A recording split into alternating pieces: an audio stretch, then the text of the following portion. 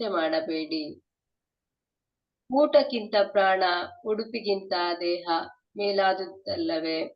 ಆಕಾಶದಲ್ಲಿ ಹಾರಾಡುವ ಹಕ್ಕಿಗಳನ್ನು ಗಮನಿಸಿ. ಅವು ಬಿತ್ತುವುದಿಲ್ಲ, ಕುಯ್ಯುವುದಿಲ್ಲ, ಕಣಜಗಳಲ್ಲಿ ಕೂಡಿಡುವುದೂ ಇಲ್ಲ. ಆದರೂ ಸ್ವರ್ಗದಲ್ಲಿರುವ ನಿಮ್ಮ ತಂದೆ ಅವುಗಳನ್ನು ಪೋಷಿಸುತ್ತಾರೆ. ಓಕೆ ಹಕ್ಕಿಗಳಿಗಿಂತ ಸಿಸ್ಟರ್, ಈಗ ಮೊದಲನೇ ವಾಕ್ಯ ಏನು? ನಾನು ಹೇಳುವುದನ್ನು ಕೇಳಿ. ಪ್ರಾಣಧಾರಣೆಗೆ ಏನು ಉಣ್ಣುವುದು, ಏನು ಕುಡಿಯುವುದು, ದೇಹ ರಕ್ಷಣೆಗೆ ಏನು ಒದೆಯುವುದು ಎಂದು ಚಿಂತಿಸಬೇಡಿ. ಊಟಕ್ಕಿಂತ ಪ್ರಾಣ, ಉಡುಪಿಗಿಂತ ದೇಹ ಮೇಲಾದುದಲ್ಲವೇ? ನಾನು ಕೇಳುವುದನ್ನು ಕೇಳಿ. ಏನಾಗಿರ್ಬೋದು ಕಾರಣ, ಪರಿಣಾಮ? ಬಾಕಿ ಮಾತಾಡಿರೋದೆಲ್ಲ ಅದಕ್ಕೆ ಆಗಿನೇ. ಕೆಲವು ಕಾರ್ಯಗಳನ್ನ ನಾವು ಕೇಳ್ಬೇಕಾಗ್ತದೆ. ಯಾಕಂದ್ರೆ ಏನೇನೋ ಸ್ವಲ್ಪ ಚಿಂತೆ ಮಾಡ್ತೀವಲ್ಲ, ಅದನ್ನ ಬಿಟ್ಟು ಅಲ್ಲ, ಈಗ 6ನೇ ಅಧ್ಯಾಯ 1ನೇ ವಾಕ್ಯದಿಂದಲೇ ಯೇಸುವಿನ ಟಾರ್ಗೆಟ್ ಇದೇನೆ, ನಾವೆಲ್ಲ ಕೇಳಬೇಕು ಅಲ್ವಾ? ಹಾಗಾದ್ರೆ ಇಲ್ಲಿ ಯಾಕೆ 25ನೇ ವಾಕ್ಯದಲ್ಲಿ ಒತ್ತಿ ಹೇಳೋದು ನಾನು ಕೇಳೋದನ್ನು ಕೇಳು ಎಂದೇನು? ಏನಾಗಿರೋದು ಶಶಿಕಲಾ ಸಿಸ್ಟರ್? ಬ್ರದರ್, ಅವರು ಒಂದು ಹಿಂಗೆ ಅಂದ್ರೆ ನಮ್ದು ಒಂದು ಜೀವನದ ಜೊತೆ ನಾವು ಹೋರಾಡ್ತಿರೋದು ಈ ಊಟಕ್ಕೋಸ್ಕರ, ಅದಕ್ಕೋಸ್ಕರ. ಈಗ ಇದಕ್ಕೆಲ್ಲ ಅಳಿಯದ ಆಸ್ತಿ ಇವೆಲ್ಲ ನೋಡಿ ಅಲ್ಲ, ಊಟಕ್ಕಿಂತ ಪ್ರಾಣ ಅಂತ ಹೇಳೋದು ಯೇಸು ಸ್ವಾಮಿ ಹೇಳಿದ್ರಲ್ಲ, ನಾನಾಡುವ ಒಂದೊಂದು ವಾಕ್ಯದಲ್ಲಿ ಒಂಥರ ಅಲ್ಲ, ನಾನು ಹೇಳಿದ ಪ್ರಶ್ನೆ ಏನಂತೆ, ಈಗ 6ನೇ ಅಧ್ಯಾಯ 24ವರೆಗೆ ಅವರೇ ವಚನ ಸಾರಿರೋದು. ಈಗ ಪರ್ಟಿಕ್ಯುಲರ್ ಆಗಿ ನಾನಾಡುವುದನ್ನು ಕೇಳಿ ಅದ್ ಯಾಕೆ ಹೇಳ್ಬೇಕು? ಇದು ಮುಂಚೆನೂ ಅದೇ ಅಲ್ಲ ಟಾರ್ಗೆಟ್. ನಾವು ಮನುಷ್ಯರು ಬರೀ ಟೆನ್ಷನ್ ಅಲ್ಲಿ ಓಡ್ತಾ ಇದ್ದೀವಿ ಅನ್ನೋ ಉದ್ದೇಶನ ಬರೀ ಇದು. ಓಕೆ ಯಾರಾದ್ರೂ ಕೆಜಿ ಸರ್ ಹೇಳ್ತೀರಾ? ಸರ್, ಇಷ್ಟ ತನಕ ಹೇಳಿರೋದಕ್ಕಿಂತ ಈಗ ಹೇಳ್ತಾ ಇರೋದು ಬಹಳ ಇಂಪಾರ್ಟೆಂಟ್ ಅಂತ. ಏನು ಅಂದ್ರೆ ಬಾಕಿನೂ ಇಂಪಾರ್ಟೆಂಟ್ ಇದೆ, ಅದಕ್ಕಿಂತ ಆದ್ರೂ ಇದು ತುಂಬಾ ಇಂಪಾರ್ಟೆಂಟ್ ಇರೋ ಕಾರ್ಯ ಅಂತ ಹೇಳಿ ಒತ್ತು ಕೊಡೋದಕ್ಕೆ ನಾವೇ ಹೇಳ್ತೀವಲ್ಲ ಮಾತಾಡುವಾಗ, ನಾನ್ ಕೇಳೋದು ಕೇಳಿ. ಅದುವರೆಗೆ ನಾವು ಕೇಳುತ್ತಾ ಇರೋದೇ ಕೇಳೋದಕ್ಕೆ.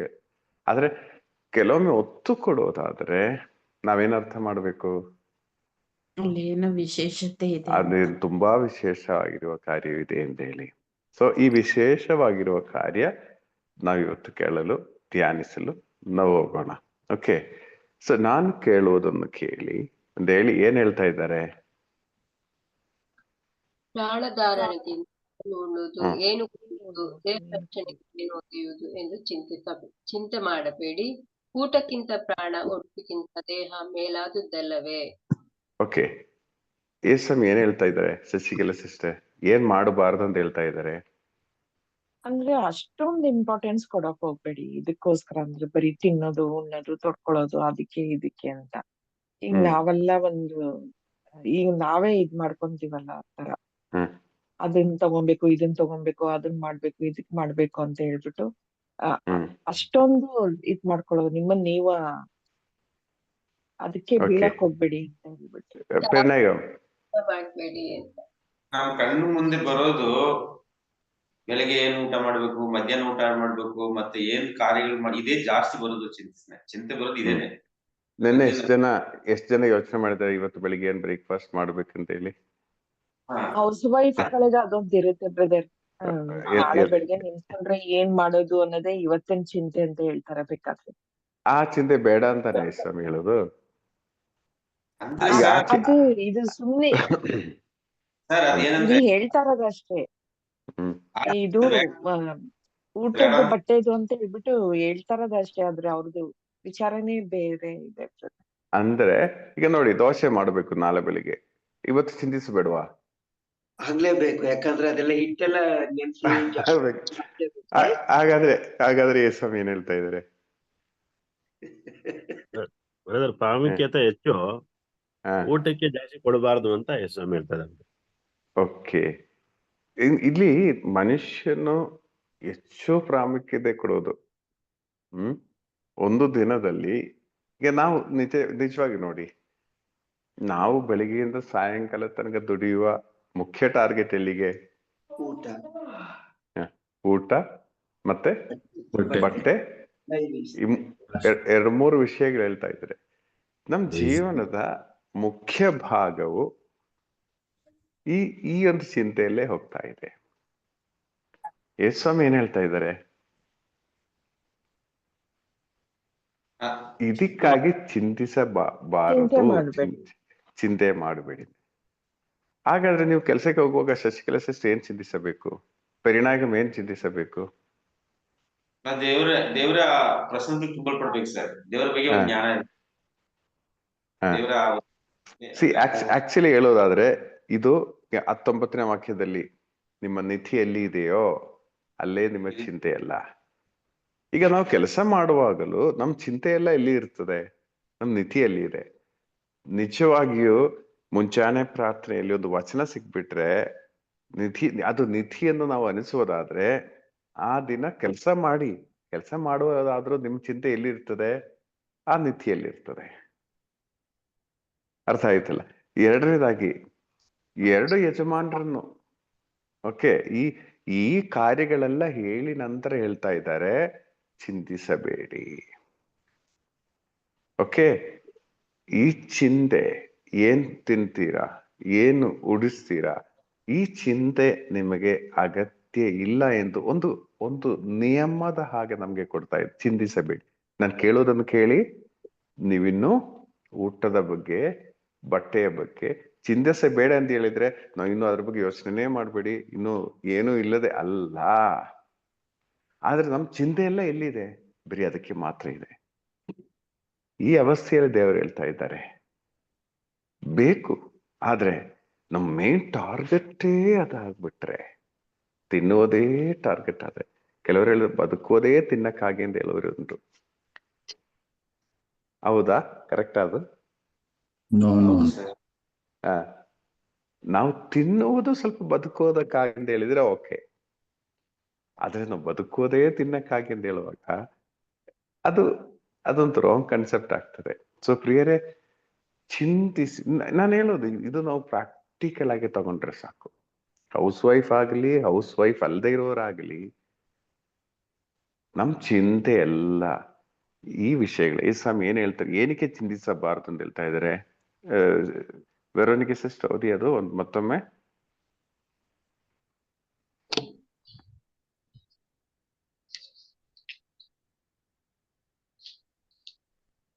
ಸರಿ.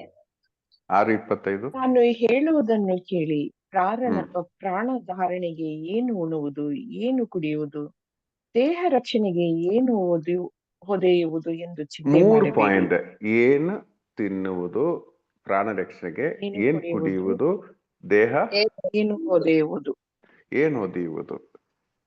ಮುಖ್ಯ ವ್ಯಕ್ತಿಗಳ ಚಿಂತೆಯನ್ನು ಒಂದು 75 to 80% ಇದೇ ಆಗುತ್ತೆ. ಇದು ಚಿಂತಿಸಬಾರದು ಅಂತ ದೇವರು ಹೇಳ್ತಾ ಇದ್ದಾರೆ. ಹಾಗಾದ್ರೆ ಏನ್ ಚಿಂತಿಸಬೇಕು?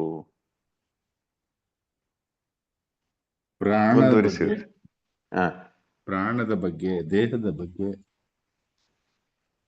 ಆತ್ಮ ಏನಾಗ್ತದೋ, ಆತ್ಮಲ್ಲಿ ನನ್ನ ಆತ್ಮದ ಬಗ್ಗೆ ನೀವು ಇದೆಲ್ಲ ಚಿಂತಿಸಬೇಡಿ. ನನ್ನ ಆತ್ಮದ ಸ್ಟೇಜ್ ಏನಿದೆ, ನನ್ನ ಆತ್ಮದ ಅವಸ್ಥೆ ಏನಿದೆ, ನಾವು ಸತ್ತ ನಂತರ ಸ್ವರ್ಗಕ್ಕೆ ಹೋಗುವಾಗ ಈ ಒಂದು ಚಿಂತೆಗಳು ನಮ್ಗೆ ಯಾರಿಗೂ ಇಲ್ಲ. ನಾವು ಈ ಪೆಚ್ಚಾಡೋದೆಲ್ಲ ಈ ವಿಷಯಕ್ಕಾಗಿ, ಫೈಟಿಂಗ್ ಮಾಡೋದೆಲ್ಲ ಈ ವಿಷಯಕ್ಕಾಗಿ. ಅದರಿಂದ ಯೇಸು ಹೇಳ್ತಾರೆ, ಕಿವಿ ಕೊಡಿ ನನಗೆ. ಈಗ ನೀವು ಕೇಳಿ, ನೀವು ಚಿಂತಿಸಿ ಏನೂ ನಿಮಗೆ ಸಾಧಿಸಲು ಸಾಧ್ಯ ಇಲ್ಲ. ಚಿಂತಿಸಬೇಡಿ, ನೀವು ಚಿಂತಿಸಬೇಡಿ. ಅದೊಂದು ದೊಡ್ಡ ಪಾಪ ಎಂಬ ರೀತಿಯಲ್ಲಿ ಕಾಣ್ತಾ ಇದೆ. ಈ ವಿಷಯದ ಬಗ್ಗೆ ನಿಮ್ಮ ಅನಿಸಿಕೆ ಏನು? ಹಟ್ಸ, ನೀವೇನ್ ಹೇಳ್ತೀರಾ? ನೀವು ಚಿಂತಿಸಬೇಡಿ ಈ ವಿಷಯಗಳಿಗಾಗಿ. ಆದರೆ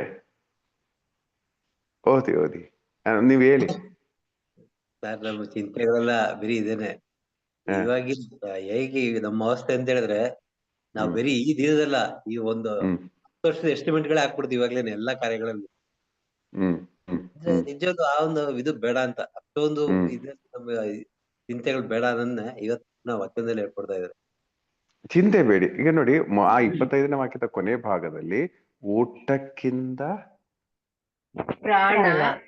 ಪ್ರಾಣ ಮುಖ್ಯವಾಗಿದೆ. ಊಟಕ್ಕಿಂತ ಪ್ರಾಣ ಮುಖ್ಯವಾಗಿದೆ. ಬಟ್ಟೆಗಿಂತ ದೇಹ ಮೇಲಾದ ದೇಹ ಮುಖ್ಯವಾಗಿದೆ. ಬಟ್ಟೆಗಿಂತ ದೇಹ ಮುಖ್ಯವಾಗಿದೆ. ಊಟಕ್ಕಿಂತ ಪ್ರಾಣ ಮುಖ್ಯವಾಗಿದೆ. ಹಾಗಾದ್ರೆ ಕೆಜೆ ಸರ್ ಹೇಳಿದ ಹಾಗೆ ನಾವು ಚಿಂತಿಸಬೇಕಾಗಿರೋದು ನಮ್ಮ ಪ್ರಾಣದ ಬಗ್ಗೆ, ನಮ್ಮ ಆತ್ಮದ ಬಗ್ಗೆ. ಎರಡನೇದಾಗಿ ನನ್ನ ದೇಹದ ಬಗ್ಗೆ, ದೇಹಿ ಅಂತೆಲ್ಲ ಹೇಳ್ತಾರಲ್ಲ, ದೇಹದ ಬಗ್ಗೆ. ಸೊ ಈಗ 1 ಕೊರಿಂಥ್ಯ 15:52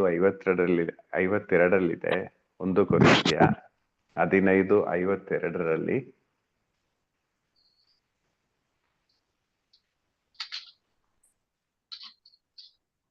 ಹೌದು, ಕಹಳೆ ಮೊಳಗುವುದು, ಸತ್ತವರು ಪುನರುತ್ಥಾನ ಹೊಂದಿ ಅಮರರಾಗುವರು ಮತ್ತು ನಾವು ಮಾರ್ಪಡುವೆವು. ಏಕೆಂದರೆ ಅಳಿದು ಹೋಗುವ ಶರೀರ ಅಮರತ್ವವನ್ನು ಧರಿಸಲೇಬೇಕು. ಅಳಿದು ಹೋಗುವ ಶರೀರ ಅಮರತ್ವವನ್ನು ಧರಿಸಲೇಬೇಕು. ಅಂದ್ರೆ ಈ ಶರೀರಕ್ಕೆ ರೂಪಾಂತರ ಉಂಟಾಗುತ್ತೆ. ಹಾಗಾದ್ರೆ ಈ ಶರೀರದಲ್ಲಿ ಕಳೆಗಳಿಲ್ಲದೆ, ಕರೆ ಇಲ್ಲದೆ, ಪಾಪವಿಲ್ಲದೆ ಉಳಿಸಬೇಕಾಗಿರುವ ಜವಾಬ್ದಾರಿ ನಮ್ದಾಗಿದೆ. ಬಟ್ಟೆಯಲ್ಲಿ ಸ್ವಲ್ಪ ಕರೆ ಬಿದ್ದರೂ ಪರವಾಗಿಲ್ಲ, ಶರೀರದಲ್ಲಿ ಕರೆ ಉಂಟಾಗಬಾರ್ದು. ಯಾಕಂದ್ರೆ ರೂಪಾಂತರಗೊಳ್ಳಬೇಕಾದ ಈ ಶರೀರ. ಅರ್ಥ ಆಯ್ತಲ್ಲ? ಸ್ವರ್ಗದಲ್ಲಿ ಆ ದೇವರನ್ನು ಮುಖಾಮುಖವಾಗಿ ನೋಡ್ಬೇಕಾದ ನಮ್ಮ ಈ ಆತ್ಮ, ಈ ಆತ್ಮದ ಬಗ್ಗೆ, ಈ ಶರೀರದ ಬಗ್ಗೆ ನೀವು ಚಿಂತಿಸಿ. ನಿಮ್ಮ ನಿಧಿ ಎಲ್ಲಿ ಇಡಬೇಕಾಗ ಈ ಶರೀರ ಆತ್ಮ ಎಲ್ಲಿಗೆ ಹೋಗ್ತದೋ ಅಲ್ಲಿ ನಮ್ಮ ನಿಧಿ ಇಡಬೇಕು. ನಾವು ಈ ವಿಷಯ ಚಿಂತಿಸ್ತಾ ಇದೀವ? ಆತ್ಮದ ಬಗ್ಗೆ ನಾವು ಚಿಂತಿಸ್ತಾ ಇದೀವಿ? ನಾನು ಹೇಳೋದು ಮುಂಜಾನೆ ದಿನೇ ಎದ್ದು ಪ್ರಾರ್ಥಿಸುವ ನಮ್ಮ ವಿಷಯ, ಬೇರೆಯವ್ರದಲ್ಲ, ನಮ್ಮ ವಿಷಯಕ್ಕೆ ಆತ್ಮದ ಬಗ್ಗೆ. ಅಂದ್ರೆ ಯೇಸುವಿನ 2ನೇ ಬರುವಿಕೆ ಆಗುತ್ತೆ.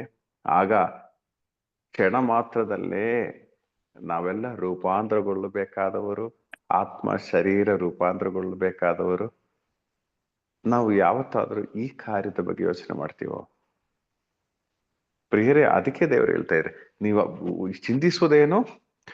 ಏನ್ ತಿಂತೀರಾ, ಏನ್ ಹಾಕ್ತೀರಾ, ಏನ್ ಬಟ್ಟೆ ಹಾಕ್ತೀರಾ, ಬೇರೆ ಚಿಂತೆ ಎಲ್ಲ ಇದ್ರ ಮೇಲೆ ಇರೋದಾದ್ರೆ ಅದೊಂಥರ ಪಾಪ ಎಂಬ ರೀತಿಯಲ್ಲಿ ದೇವರು ಹೇಳ್ತಾ ಇದ್ದಾರೆ. ಆದ್ರೆ ನಮ್ ಚಿಂತೆಯಲ್ಲಿ ಇರ್ಬೇಕು ಈ ಊಟಕ್ಕಿಂತ ಪ್ರಾಣ, ಓಕೆ, ಬಟ್ಟೆಗಿಂತ ದೇಹ, ಇದೆರಡಿಗೆ ಬಗ್ಗೆ ನೀವು ಯೋಚನೆ ಮಾಡಿ ಎಂದು ಯೇಸು ಸ್ವಾಮಿ ಒತ್ತಿ ಹೇಳುತ್ತಾ ಇದ್ದಾರೆ.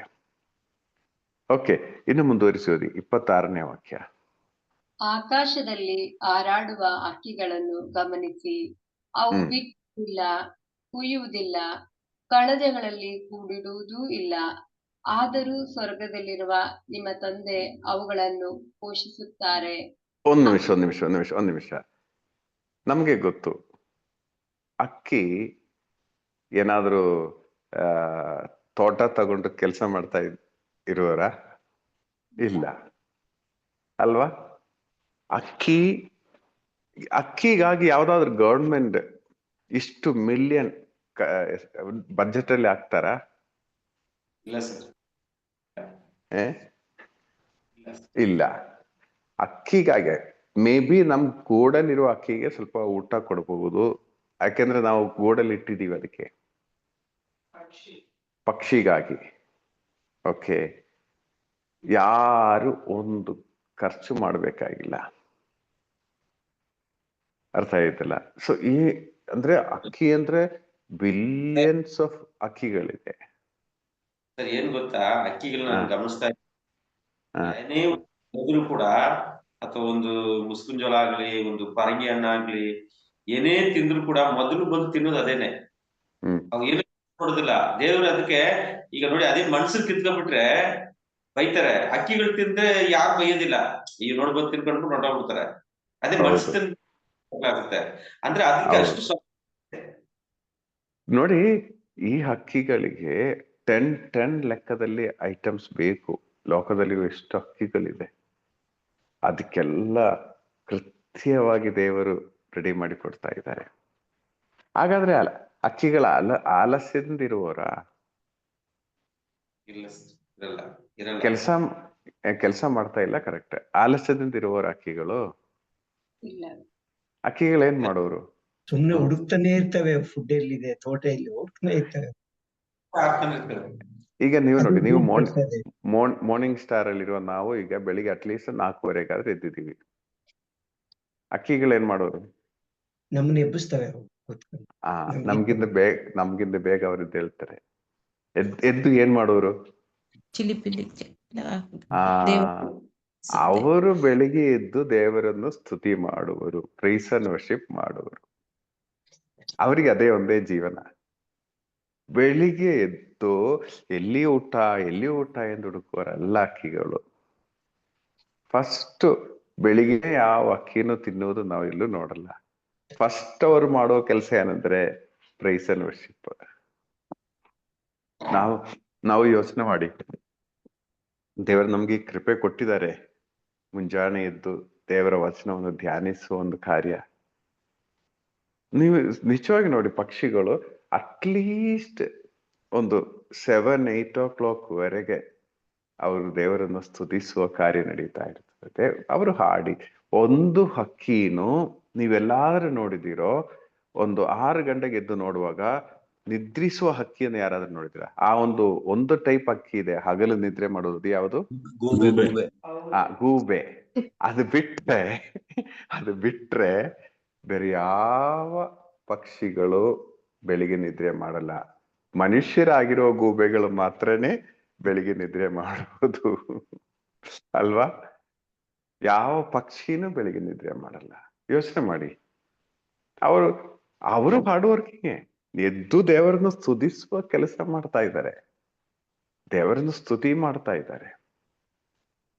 ಪ್ರಿಯರೇ, ಆ ರೀತಿ ಮಾಡುವವರಿಗೆ ಏನ್ ತಿನ್ಬಹುದು, ಏನ್ ಉಡಿಸಬಹುದು ಎಂಬ ಚಿಂತೆ ಅಗತ್ಯನೇ ಇಲ್ಲ. ಈ ಬೆಳಿಗ್ಗೆ ಎದ್ದು ಸ್ತುತಿ ಮಾಡದೇ ಇರೋರೇನೆ ಪೆಚಾಡುವರು. ಏನ್ ಬ್ರೇಕ್ಫಾಸ್ಟ್, ಏನ್ ಬಟ್ಟೆ, ಅದು ಇದು. ಪ್ರಿಯರೇ, ನಿಜ ಹೇಳ್ತೀನಿ, ಈ ಮುಂಚಾನೆ ಪ್ರಾರ್ಥನೆ ಮಾಡೋದು ನಿಮ್ಗೆ ಬ್ರೇಕ್ಫಾಸ್ಟ್ ಇಲ್ಲ ಎಂಬ ರೀತಿಯಲ್ಲಿ ಯಾವತ್ತಾದ್ರೂ ಉಂಟಾಯ್ತಾ? ಈ ಪ್ರಾರ್ಥನೆ ನಡೆಸುವ ದಿನದಲ್ಲಿ ಇಲ್ಲ. ದೇವರಿಗೆ ಕೊಟ್ಟಿರ್ತಾರೆ, ಏನಾದ್ರೂ ಕೊಟ್ಟಿರ್ತಾರೆ. ನಾವೆಲ್ಲೂ ಇಡೀ ಚರಿತ್ರದಲ್ಲಿ ಕೇಳಿಲ್ಲ ಊಟ ಇಲ್ಲದೆ ಪಕ್ಷಿಗಳು ಸತ್ತು ಹೋಗಿದೆ ಅಂತ ಹೇಳಿ ಎಲ್ಲಾದ್ರೂ ನಾವು ನೋಡಿದೇವಾ? ಊಟ ಇಲ್ಲದೆ ಪಕ್ಷಿಗಳು ಸತ್ತು ಹೋಗಿರುವ ನ್ಯೂಸ್ ಎಲ್ಲಾದ್ರೂ ನೋಡಿದೀವಾ? ಇಲ್ಲ. ಊಟ ಇಲ್ಲದೆ ಒಂದು ಪಕ್ಷಿನ ಇದುವರೆ ಸಾಯೋಕೆ ದೇವರು ಬಿಡ್ಲಿಲ್ಲ. ಸೊ ಪ್ರಿಯರೇ, ನಮ್ಮ ಮಿಸ್ಟೇಕ್ ಏನು ಹಾಗಾದ್ರೆ? ನಮ್ ಚಿಂತೆ ಎಲ್ಲ ಏನಕ್ಕೆ ಚಿಂತಿಸಬಾರದು? ಯಾವ ವಿಷಯ ಚಿಂತಿಸಬಾರದು? ಬರೀ ಯಾವ ವಿಷಯದಲ್ಲಿ ಮಾತ್ರ ಚಿಂತಿಸೋದಾದ್ರೆ ದೇವರು ಇಲ್ಲಿ ಹೇಳ್ತಾ ಇದ್ದಾರೆ, ನೀವು ಮಾಡುವ ಒಂದು ಇದೇ ಆಗಿದೆ, ನಿಮ್ಮ ಪಾಪ ಇದೇ ಆಗಿದೆ. ಒಂದ್ ರೀತಿಯಲ್ಲಿ ಕನ್ಫೆಷನ್ ಮಾಡ್ಬೇಕಾದ ಪಾಪವೇ ಆಗಿದೆ. ಬರೀ ಚಿಂತಿಸುವುದು. ಈ ಚಿಂತಿಸುವಾಗ ಏನಾಗ್ತದೆ, ದೇವರ ಬಗ್ಗೆ ಯೋಚನೆ ಮಾಡುವುದಕ್ಕೆ ಸಮಯ ಇಲ್ಲ. ದೇವರು ಮಾಡುವ ಕಾರ್ಯಗಳೆಲ್ಲ ನೀವು ಅಲೆಗಳಿಸ್ತೀವಿ. ಚಿಂತಿಸುವಾಗ ನಾವು ದೇವರನ್ನು ದೂರ ಇಡ್ತೀವಿ. ಪ್ರಿಯರೇ, ಇದೊಂದು ತಪ್ಪು ಎಂಬ ಒಂದು ಆರ್ಡರ್, ಒಂದು ಕಮ್ಯಾಂಡ್ಮೆಂಟ್ ಎಂಬ ರೀತಿಯಲ್ಲಿ ಹೇಳ್ತಾ ಇದ್ರೆ ನೀವು ಚಿಂತಿಸಬಾರದು. ಈ ಹಕ್ಕಿಗಳ ವಿಷಯ ಹೇಳಿ ನಂತರ 26ನೇ ವಾಕ್ಯದಲ್ಲಿ ಕೊನೆಯಲ್ಲಿ ಒಂದು ಪದ, ಒಂದು ಸೆಂಟೆನ್ಸ್ ಹೇಳ್ತಾ ಇದ್ದಾರೆ. ನೀವು ಯಾರಂತ ಹೇಳಿ? ಹಕ್ಕಿಗಳಿಗಿಂತ ನೀವು ಎಷ್ಟೋ ಹಕ್ಕಿಗಳಿಂದ ನೀವು ಮೇಲಾದವರು ಎಂದು ಯೇಸು ಸ್ವಾಮಿ ನಮ್ಮನ್ನು ನೋಡಿ ಹೇಳ್ತಾ ಇದ್ದಾರೆ. ಹಕ್ಕಿಗಳಿಗಿಂತ ನಾವು ಮೇಲಾದವರಾಗುವಾಗ ನಾವು ಹೇಗಿರ್ಬೇಕು?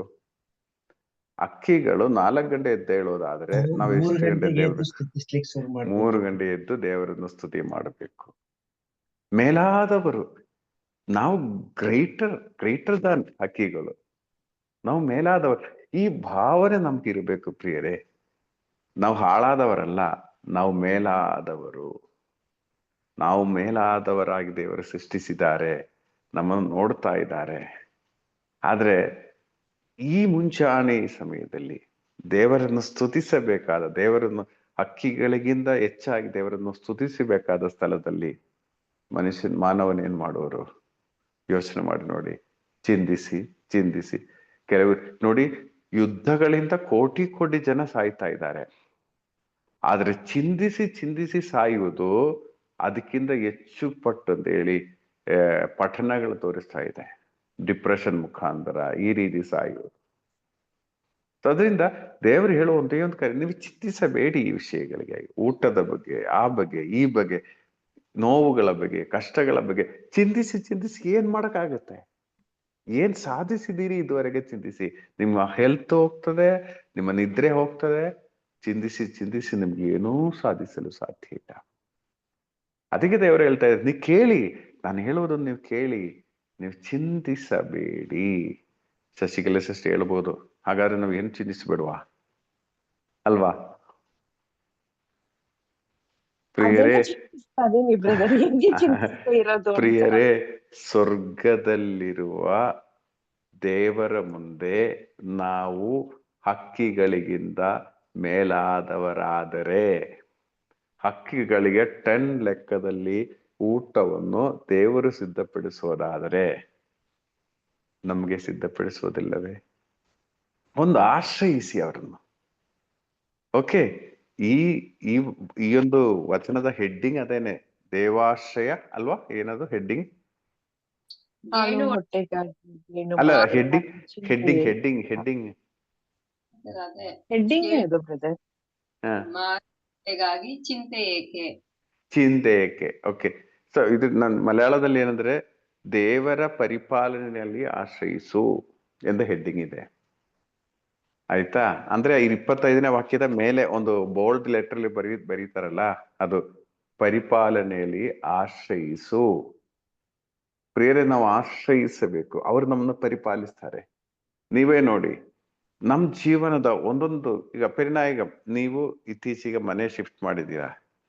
ಒಂದು 6 ತಿಂಗಳ ಹಿಂದೆ ನೀವು ಯೋಚನೆ ಮಾಡಿರ್ಬೋದಾ ಈ ತರ ಅಲ್ಲಿಗೆ ಶಿಫ್ಟ್ ಮಾಡ್ಬೇಕಂತ ಹೇಳಿ? ಇಲ್ಲ ಸರ್, ಯೋಚನೆ ಮಾಡಿಲ್ಲ. ಯಾರು ಯೋಚನೆ ಮಾಡಿ ಇದ್ದಿರಬಹುದು? ಯಾರು ಯೋಚನೆ ಮಾಡಿರ್ಬಹುದು? ಅದು ದೇವರು ಯೋಚನೆ ಮಾಡಿದ್ರೆ ಅಲ್ವಾ?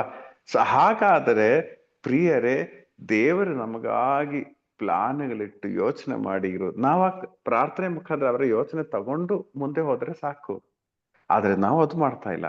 ನಾವು ಚಿಂತಿಸ್ತಾ ಇದೀವಿ, ಈ ಸಾಲ ಹೇಗೆ ತೀರಿಸ್ಬೋದು, ಈ ರೋಗ ಅವಸ್ಥೆ ಏನ್ ರೆಡಿ ಆಗ್ತದೆ. ಈ ವಿಷಯದಲ್ಲಿ ನನಗೆ ವೆರೋನಿಕಾ ಸಿಸ್ಟರ್ ಅವ್ರಿಗೆ ಚಿಂತೆನೇ ಇಲ್ಲ ಅನ್ಸುತ್ತೆ. ಲಾಸ್ಟ್ 2-3 years ಅಲ್ಲಿ ಅವ್ರಿಗೆ ಕೆಲ್ಸನೂ ಇಲ್ಲ, ಏನೂ ಇಲ್ಲ. ಆದ್ರೆ ದೇವ್ರು ನೋಡ್ತಾರೆ, ದೇವರಿದ್ದಾರೆ. ಏನೇ ಮಾತಾಡುವಾಗಲೂ ಅವ್ರ ಉತ್ತರ ಇದೇನೆ, ದೇವರಿದ್ದಾರೆ, ದೇವರು ಮಾತಾಡ್ತಾರೆ, ಮಾಡ್ತಾರೆ. ಪ್ರಿಯರೇ, ಈ ಒಂದು ದೇವ ಆಶ್ರಯ ನಮ್ಮನ್ನು ಯಾರನ್ನು ಅವ್ರು ಕೈ ಬಿಡಲ್ಲ. 101% ಹೇಳ್ತೀನಿ, ನಮ್ಮನ್ನು ಕೈ ಬಿಡಲ್ಲ. ಓಕೆ, ಸೊ ಈ ಒಂದು ಆ ಒಂದು ಭಾವನೆ ನಮ್ಮೊಬ್ಬೊಬ್ಬರಿಗೆ ಇರಬೇಕು. ಒಂದು ನಾವು ಮೇಲಾದವರು. ಇನ್ನು 27ನೇ ವಾಕ್ಯದಲ್ಲಿ, ಚಿಂತಿಸಿ ಚಿಂತಿಸಿ ನಿಮ್ಮ ಜೀವನಾವಧಿಯನ್ನು ಕೊಂಚ ಕಾಲವಾದರೂ ದೀರ್ಘ ಮಾಡಲು ನಿಮ್ಮಲ್ಲಿ ಯಾರಿಂದಾದೀತು? ನೋಡಿ, ಯೋಚನೆ ಮಾಡಿ. ಸ್ವಾಮಿ ನಮ್ಗೆ ಪ್ರಶ್ನೆ ಆಗ್ತಾ ಇದ್ದಾರೆ, ನೀವು ಚಿಂತಿಸಿ ಚಿಂತಿಸಿ ನಿಮ್ಮ ಜೀವನ ಅವಧಿಯನ್ನು ಒಂಚೂರು ದೀರ್ಘ ಮಾಡಲು ಸಾಧ್ಯವೋ? ಏನ್ ಹೇಳ್ತೀರ ದಯಾಲ್? ಇನ್ನು ಹಂಗೆ ಡ್ರೈ ಆಗ್ಬಿಟ್ಟಿರ್ತೀವಿ ಚಿಂತಿಸಿ ಚಿಂತಿಸಿ. ದೀರ್ಘ ಅಲ್ಲ, ಕಡಿಮೆ ಆಗ್ತದೆ ಬೇಕಾದ್ರೆ ಚಿಂತಿಸಿ. ಹೌದು, ಅದೇ ಸ್ವಾಮಿ ಹೇಳುವ ಮಾತುಗಳಿದೆ. ನಾವೆಲ್ಲ ಚಿಂತಿಸಿ ಚಿಂತಿಸಿ ನಿಮ್ಮ ಆಯುಸ್ ಬೇಕಾದ್ರೆ ಕಡಿಮೆ ಆಗ್ಬೋದು. ಆದ್ರೆ ಒಂದು ಚೂರು, 1 ಮೀಟರ್, ಒಂದು 1 hour ಎಕ್ಸ್ಟ್ರಾ ಮಾಡಕ್ಕೆ ನಮ್ಗೆ ಸಾಧ್ಯ ಇಲ್ಲ. ಬ್ರದರ್ ಎಷ್ಟೋ ಬಾರಿ ಹೇಳ್ತಾರೆ, ಅವ್ರ ಮಗನು ಸತ್ ಮೇಲೆ ಯೋಚನೆ ಮಾಡಿ ಬೇಗ ಸತ್ತು ಹೋಗ್ಬಿಟ್ರು ಅಂತ.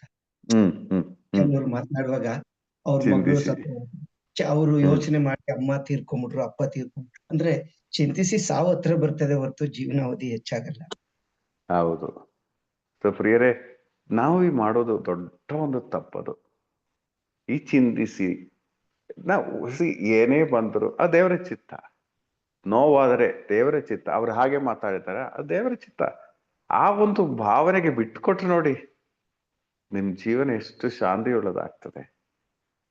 ಇವನ್ ಯಾರು ಈ ತರ ಮಾತಾಡಕ್ಕೆ, ಇದು ಹೇಗೆ ನಾನು ಈ ಒಂದು ಚರ್ಚೆಗಳಲ್ಲಿ, ಈ ಒಂದು ಟೆನ್ಷನ್ ಅಲ್ಲೇ ನಮ್ ಜೀವನ ಮಾತ್ರ ಅಲ್ಲ, ಇತರರ ಜೀವನವೂ ನಾವು ಹಾಳು ಮಾಡ್ತೀವಿ. ಅಟ್ ದ ಸೇಮ್ ಟೈಮ್ ಬಿಟ್ಬಿಡಿ, ಇದು ದೇವರು ಹೇಳಿದ್ದಾರೆ, ಇದು ದೇವರ ಚಿತ್ತ ಇಲ್ಲದಿದ್ರೆ ಈ ವಿಷಯ ನಡೆಯಲ್ಲ. ದೇವರ ಚಿತ್ತಕ್ಕೆ ಒಂದು ಬಿಟ್ಕೊಟ್ಟು ನೋಡಿ. ಯಾರು ನಿಮ್ಮನ್ನು ಬೈದ್ರಾ? ಮೇ ಬಿ ಇದು ದೇವರ ಚಿತ್ತ. ದೇವರಿಗೆ ಗೊತ್ತಿಲ್ಲದೆ ಏನೂ ನಡೆಯಲ್ಲ ಅಲ್ವಾ? ಒಂದು ಚಿಕ್ಕ ವಿಷಯವೂ ದೇವರಿಗೆ ಗೊತ್ತಿಲ್ಲದೆ ನಡೆಯಲ್ಲ ಎಂಬ ಅರಿವು ನಿಮಗಿದ್ದರೆ, ದೇವರಲ್ಲಿ ಆಶ್ರಯಿಸುವ ವ್ಯಕ್ತಿ ನೀವಾದ್ರೆ, ಯಾರಾದ್ರೂ ನಿಮ್ಗೆ ನೋವು ಕೊಟ್ರೆ ನಿಮ್ ಮನಸ್ಸಿಗೆ ಫಸ್ಟ್ ಏನ್ ಬರ್ಬೇಕು? ಶಶಿಕಲಾ ಸಿಸ್ಟರ್, ನಿಮ್ ಮನಸ್ಸಿಗೆ ಏನ್ ಬರ್ಬೇಕು ಫಸ್ಟ್? ಈ ಏನಾದ್ರೂ ಹೇಳ್ಬೇಕಂದ್ರೆ ದೇವರ ಚಿತ್ತ ದೇವರಿಗೆ ಈ ವಿಷಯ ಅನ್ನೋದನ್ನ ಗೊತ್ತಾಗಿದೆ ಏನಾದ್ರೂ ಅಷ್ಟೇ. ಈಗ ನಿಮ್ಮ ಬಾಸ್ ನಿಮಗೆ ಬೈತಾ ಇದ್ದಾರೆ ಏನೋ ಒಂದು ವಿಷಯದಲ್ಲಿ, ನಿಮ್ ಮನಸ್ಸಿಗೆ ಏನ್ ಬರ್ಬೇಕು? ಇದು ದೇವರಿಗೆ ಗೊತ್ತಾಗ್ತಾ ಇದೆ. ಇದು ದೇವರಿಗೆ ಗೊತ್ತಿಲ್ಲದೆ ಇವ್ರು ನನ್ನನ್ನು ಬೈಯಲ್ಲ. ಅರ್ಥ ಆಯ್ತಲ್ಲ? ದೇವರಿಗೆ ಇದ್ರು ನನ್ಗೆ ಹಿಂಗ್ ಬೈಸ್ಕೊಂತಾ ಇದೀನಲ್ಲ ಅನ್ಸುತ್ತೆ ಬ್ರದರ್. ದೇವರಿಗೆ ಗೊತ್ತಿಲ್ಲದೆ ಈ ವಿಷಯ ನಡೆಯಲ್ಲ. ದೇವರಿಗೆ ಗೊತ್ತಿತ್ತು ಇದು ನಡೆಯೋದಾದ್ರೆ ನಾನು ಯಾರು ಇದು ಕಂಟ್ರೋಲ್ ಮಾಡಕ್ಕೆ? ಬೈಯಲಿ. ಈ ಒಂದು ಭಾವನೆ ಬಂದ್ಬಿಟ್ರೆ ನಿಮ್ಗೆ ಮನಸ್ಸೊಳಗಡೆ ಟೆನ್ಷನೇ ಇರಲ್ಲ, ನಿಮ್ ಮನಸ್ಸು ಶಾಂತ ಆಗ್ತದೆ. ಅವ್ರು ಬೈತಾರೆ, ನೀವು ಕೇಳ್ತೀರಾ, ವಾಪಸ್ ಹೋಗ್ತೀರಾ, ಮುಗೀತು. ನೀವು ಕರೆಕ್ಟ್ ಮಾಡೋದ ಕರೆಕ್ಟ್ ಮಾಡ್ತೀರಾ, ಇಲ್ದಿದ್ರೆ ಬಿಟ್ಬಿಡ್ತೀರಾ. ಇದು ಪ್ರಾಬ್ಲಮ್ ಏನಂದ್ರೆ, ಅವ್ರು ಮಾತಾಡಕ್ ಸ್ಟಾರ್ಟ್ ಮಾಡುವಾಗಲೇ ನಿಮ್ಮೊಳಗಡೆ ಕುದಿಯುತ್ತದೆ. ಈ ಕುದಿಯುವಾಗ ದೇವರನ್ನು ಆಚೆ ಕಡೆ ಕಬೋರ್ಡಲ್ಲಿ ಇಟ್ಟಿರ್ತೀರ ನೀವು. ದೇವರಿಗೆ ಅಲ್ಲಿ ಸ್ಥಾನನೇ ಇಲ್ಲ. ಪ್ರಿಯರೇ, ಇಂತಹ ಸಿಚುವೇಶನ್ ಅಲ್ಲೇ ದೇವರಿಗೆ ಸ್ಥಾನ ಕೊಡಬೇಕಾಗಿರೋದು. ಇಂತಹ ಸಿಚುವೇಶನ್ ಬ್ರದರ್ ಅವತ್ತೆ ಹೆನ್ರಿ ಬ್ರದರ್ ಕೂಡ ಅದೇ ಹೇಳಿದ್ರು, ನೀ ಯಾರಿಗೂ ಜಡ್ಜ್ ಮಾಡಕ್ ಹೋಗ್ಬೇಡ, ಅವ್ರಿಗೆಲ್ಲಾ ಗೊತ್ತಿರುತ್ತೆ, ಅವ್ರು ಒಂದ್ ದಿವ್ಸ ಅದಕ್ಕೆ ರಿಪ್ಲೈ ಕೊಡ್ತಾರೆ ಅಂತ. ನೀನ್ ಅದಕ್ಕೋಸ್ಕರ ತಲೆ ಕೆಡ್ಸ್ಕೊಂಡ್ ನಾನ್ ಹಿಂಗ್ ಮಾಡ್ದೆ, ನಾನ್ ಹಿಂಗ್ ಹೇಳ್ಬೇಕು ಅನ್ಕೊಂಡಿದೀನಿ, ಹಿಂಗಾಯ್ತು ಅಂತ ಏನು ಇದ್ ಮಾಡ್ಬೇಡ. ಸೇಮ್ ಡೈಲಾಗ್ ನೋಡಿ. ನಿನ್ನೆ ನಾವು ಕೀರ್ತನೆ 94ರಲ್ಲಿ ಧ್ಯಾನಿಸಿದೀವಲ್ಲ, ಮೋಶೆ ಒಂದು ರಿಪ್ಲೈ ಡೈರೆಕ್ಟ್ ಕೊಡ್ಲಿಲ್ಲ, ಎಲ್ಲ ದೇವರಿಗೆ ಕೊಟ್ರು. ಅದರಿಂದ ಮೋಶೆ ಜೀವನ ಟೆನ್ಷನೇ ಇರಲಿಲ್ಲ. ಅಷ್ಟು ದೊಡ್ಡ ಕೆಲಸ ಮಾಡಿದ್ರು ಮೋಶೆಗೆ ಟೆನ್ಷನೇ ಇರಲಿಲ್ಲ. ನಮ್ಗೆ ಕೆಲವೊಮ್ಮೆ ಕೆಲಸ ಮಾಡುವವರು, ಲೀಡರ್ಶಿಪ್ ಅಲ್ಲಿ ಇರುವವರು, ನಮ್ ಸಮಸ್ಯೆ ಏನಂದ್ರೆ ಅವ್ರು ಅದು ಮಾಡಿಲ್ಲ, ನಮ್ಗೆ ಉರಿ ಸ್ಟಾರ್ಟ್ ಆಗ್ತದೆ. ಪ್ರಿಯರೇ, ದೇವರಿಗೆ ಸ್ಥಾನನೇ ನಾವು ಕೊಡಲ್ಲ. ಇಲ್ಲಿ ನಾವು ಡೀಲ್ ಮಾಡಕ್ಕೆ ಟ್ರೈ ಮಾಡ್ತೀವಿ. ಅಲ್ಲಿ ನಮ್ಮ ಜೀವನ ಹಾಳಾಗ್ತದೆ, ನಮ್ಮ ಸುತ್ತಮುತ್ತಲು ಇರುವವರ ಜೀವನನೂ ಹಾಳಾಗ್ತದೆ. ಸ್ವಲ್ಪ ದೇವರಿಗೆ ಜಾಗ ಕೊಟ್ಟು ನೋಡಿ. ಇದು ದೇವರಿಗೆ ಗೊತ್ತಿದೆ, ಅವರಿಗೆ ಗೊತ್ತಿಲ್ಲದೆ ಅಲ್ಲ ಇದು ನಡೀತಾ ಇರೋದು, ಇದು ಅವರಿಗೆ ಗೊತ್ತಿದೆ. ದೇವರಿಗೆ ಗೊತ್ತಿತ್ತು ಇದು ನಡೆಯೋದಾದ್ರೆ ನಾನು ಯಾರು ತಡೆ ಮಾಡಕ್ಕೆ? ಪ್ರಿಯರೇ, ಈ ಒಂದು ಅವಸ್ಥೆ ನಮ್ಮ ಮನಸ್ಸಿಗೆ ಬರೋದು, ಟೆನ್ಷನ್ ಫ್ರೀ ಆಗಿ ಬರೋದು. ಬೈಯೋರು ಬೈಲಿ ಪ್ರಿಯರೇ. ಇದು ದೇವರು ಹೇಳ್ತಾ ಇದ್ದಾರೆ, ನೀವು ಚಿಂತಿಸಿ ಒಂಚೂರು ನೀವು ಎಕ್ಸ್ಟ್ರಾ ಮಾಡಕ್ಕೆ ಸಾಧ್ಯ ಇಲ್ಲ. 22ನೇ ವಾಕ್ಯ. ಉಡುಗೆ ತೊಡುಗೆಗಳ ಚಿಂತೆ ನಿಮಗೇಕೆ? ವನ ಕುಸುಮಗಳು ಬೆಳೆಯುವ ರೀತಿಯನ್ನು ಗಮನಿಸಿ ನೋಡಿ. ಅವು ದುಡಿಯುವುದಿಲ್ಲ, ನೂಲುವುದಿಲ್ಲ. ನೋಡಿ, ಈ ಬೆಳೆ ಕುಸುಮ ಅಂದ್ರೆ ವನ ಕುಸುಮಗಳಲ್ಲ, ಹೂಗಳು. ಹೂವುಗಳು. ಅಂದ್ರೆ ಈ ಕಾಡಲ್ಲಿರುವ ಹೂವುಗಳು ಎಷ್ಟು ನೋಡಕ್ಕೆ ಚೆನ್ನಾಗಿರ್ತದೆ. ನೀವೇ ಯೋಚನೆ ಮಾಡಿ, ಪರಿಣಾಮ ಗೊತ್ತಿರುತ್ತದೆ ಚೆನ್ನಾಗಿ, ಎಷ್ಟು ಚೆನ್ನಾಗಿರ್ತದೆ ನೋಡಕ್ಕೆ. ಏನೋ ಟ್ರೀಟ್ಮೆಂಟ್ ಕೊಡ್ಲಿಲ್ಲ, ಏನೋ ಗೊಬ್ಬರ ಹಾಕಿಲ್ಲ, ನೀವೇನೋ ಅದಕ್ಕೆ ಕೆಲಸ ಮಾಡಿಲ್ಲ, ಆದ್ರೂ ಕೆಲವು ಹೂವುಗಳು ಎಷ್ಟು ಚೆನ್ನಾಗಿರುತ್ತದೆ. ಯೇಸು ಹೇಳ್ತಾ ಇದ್ದಾರೆ, ಈ ವನ ಕುಸುಮಗಳು, ಇನ್ನೊಂದು ಕಂಪ್ಯಾರಿಸನ್ ಕೊಡೋದು, ಸೋಲಮನಿಗಿಂತ ಅವರನ್ನು ದೇವರು ತನ್ನ ಸರ್ವ ವೈಭವದಲ್ಲಿ ಇದ್ದಾಗಲೂ ಈ ಕುಸುಮಗಳು ಒಂದರಷ್ಟು ಸುಂದರವಾದ ಉಡುಪನ್ನು ಧರಿಸಲಿಲ್ಲ. ಈ ರೀತಿ ಹೇಳ್ತಾ ಇದೆ. ಸೋಲಮನ್ ತುಂಬಾ ಕಾಸ್ಟ್ಲಿ ಡ್ರೆಸ್, ಈ ಯಾವ್ದೋ ಶೇಬಾ ರಾಣಿ ಬಂದು ಅವರು ತುಂಬಾ ವಜ್ರಗಳು, ತುಂಬಾ ಆಸ್ತಿ, ತುಂಬಾ ಕಾಸ್ಟ್ಲಿ ಡ್ರೆಸ್ ಎಲ್ಲ ಕೊಟ್ರಂತೆ. ಸೊ ಸೋಲಮನ ಕಾಸ್ಟ್ಲಿ ಡ್ರೆಸ್ ಅಂದ್ರೆ ಮೋಸ್ಟ್ಲಿ ವಿಶ್ವದಲ್ಲಿ ತುಂಬಾ ಟಿಪ್ ಟಾಪ್ ಆಗಿರೋ ವ್ಯಕ್ತಿ ಅವನೇ. ಅಷ್ಟು ಕಾಸ್ಟ್ಲಿ ಆಗಿರೋ ಡ್ರೆಸ್ಗಳು ನಮ್ದೇನು ಇಲ್ಲ. ನಾವು ಕಷ್ಟಪಟ್ಟು ಒಂದು ಶರ್ಟ್ ಒಂದು 1000 rupees 2000 rupees ತಗೊಂಡು ನಾವು ಏನೋ ದೊಡ್ಡದಂತ ರೀತಿ ನೋಡುವಾಗ ಕೆಲವರಿಗೆ ಹೇಳುವಾಗ ಈ ಶರ್ಟಿಗೆ ಎಷ್ಟಂತ ಹೇಳುವ, ಇದು ಏನೋ 8,000 ರೂಪಾಯಿ, ಇದೇನೋ 10,000 ರೂಪಾಯಿ ಅಂತ ಹೇಳುವಾಗ ನಮ್ಗೆ ಆಗುತ್ತಲ್ಲ. ಅದೇ ರೀತಿಯಲ್ಲಿ ಸೋಲಮನ್ ಅಷ್ಟು ಟಾಪ್ ನಂಬರ್ 1. ಯೇಸು ಸ್ವಾಮಿ ಹೇಳ್ತಾ ಇದ್ದಾರೆ, ಈ ವನ ಕುಸುಮ ಅದು ಕೆಲಸನೂ ಮಾಡ್ತಾ ಇಲ್ಲ, ಅದು ಏನು ಚಿಂತಿಸ್ತಾನೋ ಇಲ್ಲ, ಅದನ್ನು ದೇವರು ಎಷ್ಟು ಚೆನ್ನಾಗಿ ಡೆಕೋರೇಟ್ ಮಾಡಿಟ್ಟಿದೆ. ದೇವರೇ ಡೆಕೋರೇಟ್ ಮಾಡಿರೋರು. ಹಾಗಾದರೆ ಅದಕ್ಕಿಂತ ಮೇಲಾದವರಲ್ಲ ನೀವು? ವನ ಕುಸುಮಗಳಿಗಿಂತ ಮೇಲಾದವರಲ್ವ ನೀವು? ಆತ್ಮ ಶರೀರ ಇರುವ ನೀವು ವನ ಕುಸುಮಗಳಿಂದ ಮೇಲಾದವರು ತಾನೆ. ಹಾಗಾದರೆ ಚಿಂತಿಸದೇ ಇದ್ದರೆ ನಿಮ್ಮನ್ನು ದೇವರು ಇನ್ನೆಷ್ಟು ಚೆನ್ನಾಗಿ ಡೆಕೋರೇಟ್ ಮಾಡುವರು, ಇನ್ನೆಷ್ಟು ಚೆನ್ನಾಗಿ ದೇವರು ಡೆಕೋರೇಟ್ ಮಾಡುವರು. ಯಾಕಂದ್ರೆ ನಮ್ಮ ಈ ಆತ್ಮ ಶರೀರ ಸ್ವರ್ಗದಲ್ಲಿ ಅವರು ನೋಡ್ಬೇಕಾಗಿರುವ ಆತ್ಮ ಶರೀರಗಳು ನಮ್ಮನ್ನು ಬಿಟ್ಬಿಡ್ತಾರ? ಪ್ರಿಯರೇ, ಸ್ವಲ್ಪ ವನ ಕುಸುಮಗಳನ್ನು ಇಷ್ಟು ಚೆನ್ನಾಗಿ ಡೆಕೋರೇಟ್ ಮಾಡುವ ದೇವರು ನಮ್ಮನ್ನು ಸುಮ್ಮನೆ ಬಿಟ್ಬಿಡ್ತಾರ? ನಮ್ಮನ್ನು ಬಿಡುವುದಾದ್ರೆ ಕಾರಣ ಏನು? ನಾವು ಚಿಂತಿಸಿ ದೇವರನ್ನು ದೂರ ಇಡುವಾಗ ನಮ್ಮ ಅವಸ್ಥೆ ಇದಾಗ್ತದೆ. ಎಸ್ ಬ್ರದರ್, ಯಾರೋ ಮಾತಾಡ್ತಾ ಇದ್ರು. ಓಕೆ, ಈಗ ಈ ನೆಕ್ಸ್ಟ್ ವಚನ ಓದಿ, 30ನೇ ವಾಕ್ಯ ಓದಿ, 29ನೇ ವಾಕ್ಯ ಓದಿ. ಆದರೂ ಅರಸ ಸೊಲೊಮೋನನು ತನ್ನ ಸರ್ವ ವೈಭವದಲ್ಲಿ ಇದ್ದಾಗಲೂ ಈ ಕುಸುಮಗಳಲ್ಲಿ ಒಂದರಷ್ಟು ಸುಂದರವಾದ ಉಡುಪನ್ನು ಧರಿಸಿರಲಿಲ್ಲ. ಇದರಲ್ಲಿ ಒಂದು ಪದ ಇದೆ, ಸತ್ಯವಾಗಿ ನಿಮ್ಗೆ ಹೇಳುತ್ತೇನೆ, ಅದಿದೆಯಾ ಅಲ್ಲಿ? ಆದರೂ ಸತ್ಯವಾಗಿ ನಿಮ್ಗೆ ಹೇಳ್ತೀನಿ. 28, 29 ವಚನದಲ್ಲಿ ಇದೆಯಾ? ಅಲ್ಪ ವಿಶ್ವಾಸಿಗಳೇ, ಇಂದಿದ್ದು ನಾಳೆ ಒಲೆ ಪಾಲಾಗುವ ಬಯಲಿನ ಹುಲ್ಲಿಗೆ ದೇವರು ಹೀಗೆ ಉಳಿಸಿದರೆ ನಿಮಗೆ ಮತ್ತಷ್ಟು ಮಾಡಲಾರದೆ. ಮುಂದುವರಿಸಿ.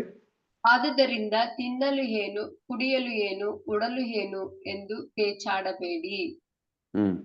ಇವೆಲ್ಲವುಗಳಿಗಾಗಿ ಪರಕೀಯರು ಪರದಾಡುತ್ತಾರೆ. ಇದೆಲ್ಲವುಗಳಿಗೆ ಯಾರು ಪರದಾಡುತ್ತಾರೆ? ಪರಕೀಯರು. ನಾವ್ಯಾರು? ಸ್ವಂತ ಜನರು, ಪರದಾಡ್ತಾ ಇದ್ರೆ ನಾವು ಯಾರಾಗುತ್ತದೆ? ನಾವು ನಮ್ಮನ್ನೇ ಜಡ್ಜ್ ಮಾಡಿ ನೋಡಿ. ಅವ್ರು ಹಾಗೆ ಮಾತಾಡಿದ್ರು, ಇವ್ರಿಗೆ ಮಾತಾಡಿದ್ರು ಅಂತೇಳಿ ನಾವು ತುಂಬಾ ಟೆನ್ಷನ್ ಆಗೋ ವ್ಯಕ್ತಿಗಳಾದ್ರೆ ನಾವ್ಯಾರು? ಪರಕೀಯರೇ. ಈ ಮುಂಜಾನೆ ಎದ್ದು ಹಕ್ಕಿಗಳ ಹಾಗೆ ಪ್ರೈಸ್ ಅಂಡ್ ವರ್ಷಿಪ್ ಮಾಡಿ ದೇವರ ವಚನ ಧ್ಯಾನಿಸಿ ದೇವರು ನಮ್ಮನ್ನ ನೋಡಿ ಪರಕೀಯರು ಅಂತ ಹೇಳೋದಾದ್ರೆ ಎಷ್ಟು ಬೇಜಾರಾಗ್ತದೆ. ಆದ್ರೆ ನಾವು ಮಾಡುವ ಕೆಲಸ ಎಲ್ಲ ಆ ರೀತಿಯಲ್ಲೇ ಅಲ್ವಾ? ಸೊ ಪ್ರಿಯರೇ, ಈ ವಿಷಯ ತುಂಬಾ ಮುಖ್ಯ ಇದೆ. ನನ್ನ ಪ್ರಕಾರ ಮಲಯಾಳದಲ್ಲೂ ಇಂಗ್ಲಿಷಲ್ಲೂ ಇದೆ. ಸತ್ಯವಾಗಿ ನಾನು ನಿಮ್ಗೆ ಹೇಳ್ತೀನಿ, ಸೊಲೊಮನಿಗಿಂತ ಎಲ್ಲಾ ಸರ್ವ ಮಹತ್ವಗಳಿಂದ ವನ ಕುಸುಮಗಳನ್ನು ದೇವರು ಅಷ್ಟು ಡೆಕೋರೇಟ್ ಮಾಡ್ತಾ ಇದ್ದಾರೆ ಅಂತ ಹೇಳಿ. 30ನೇ ವಾಕ್ಯ ಓದಿ ಮತ್ತೊಮ್ಮೆ. ಅಲ್ಪ ವಿಶ್ವಾಸಿಗಳೇ, ಇಂದಿದ್ದು ನಾಳೆ ನಾಳೆ ಒಲೆ ಪಾಲಾಗುವ ಒಲೆಗೆ ಹಾಕುವ ಈ ಚಿಕ್ಕ ಸಸಿ.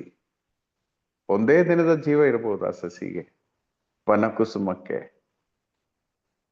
ಆ ಒಂದು ದಿನದ ಆಯುಸ್ಸಿರುವ ವನಕುಸುಮಕ್ಕೆ ದೇವರು ಇಷ್ಟೊಂದು ಡೆಕೋರೇಟ್ ಮಾಡುವುದಾದರೆ ಆ ವನಕುಸುಮಗಳ ಬಗ್ಗೆನೂ ದೇವ್ರಿಗೆ ಗೊತ್ತಿದೆ. ನಮ್ಗೆ ನಮ್ಮ ಮನೆಯಲ್ಲಿ ಎಷ್ಟು ಐಟಮ್ಸ್ ಇದೆ ನಮ್ಗೆ ಗೊತ್ತಿಲ್ಲ. ಒಂದೊಂದು ಇಟ್ರೆ ಮರ್ತೋಗ್ಬಿಟ್ರೆ ಹುಡುಕಿ ಸಾಕಾಗುತ್ತದೆ. ಆದ್ರೆ ದೇವರ ಮೆಮೊರಿ ಎಷ್ಟಿದೆ ನೋಡಿ. ಆ ವನಕುಸುಮದ ಬಗ್ಗೆನೂ ಅವರಿಗೆ ಗೊತ್ತಿದೆ. ಎಷ್ಟು ಕುಸುಮಗಳಿರ್ತದೆ. ಅದೆಲ್ಲವೂ ಅವ್ರಿಗೆ ಗೊತ್ತಿದೆ. ಪ್ರಿಯರೇ, ಈ ವನ ಕುಸುಮಗಳ ಬಗ್ಗೆನೂ ಅವರಿಗೆ ಇದ್ದರೆ ನಮ್ಮ ಬಗ್ಗೆ ಗೊತ್ತಿಲ್ವಾ ಅವರಿಗೆ? ನಾವೀಗ ಹಾದು ಹೋಗುವ ಸಮಸ್ಯೆಗಳು ಅವರಿಗೆ ಗೊತ್ತಿಲ್ವಾ? ಅಲ್ವಾ? ನಾನು ಒಂದು ಎಕ್ಸಾಂಪಲ್ ಹೇಳ್ತೀನಿ ಪ್ರಿಯರೇ. ಒಂದಿನ ನಾನು ಕೊಚ್ಚಿನಲ್ಲಿ ಒಂದು ಧ್ಯಾನಕ್ಕೆ ಹೋದೆ. ಭಾನುವಾರ ಧ್ಯಾನ ನಡೆಸಕ್ಕೆ ಹೋದೆ.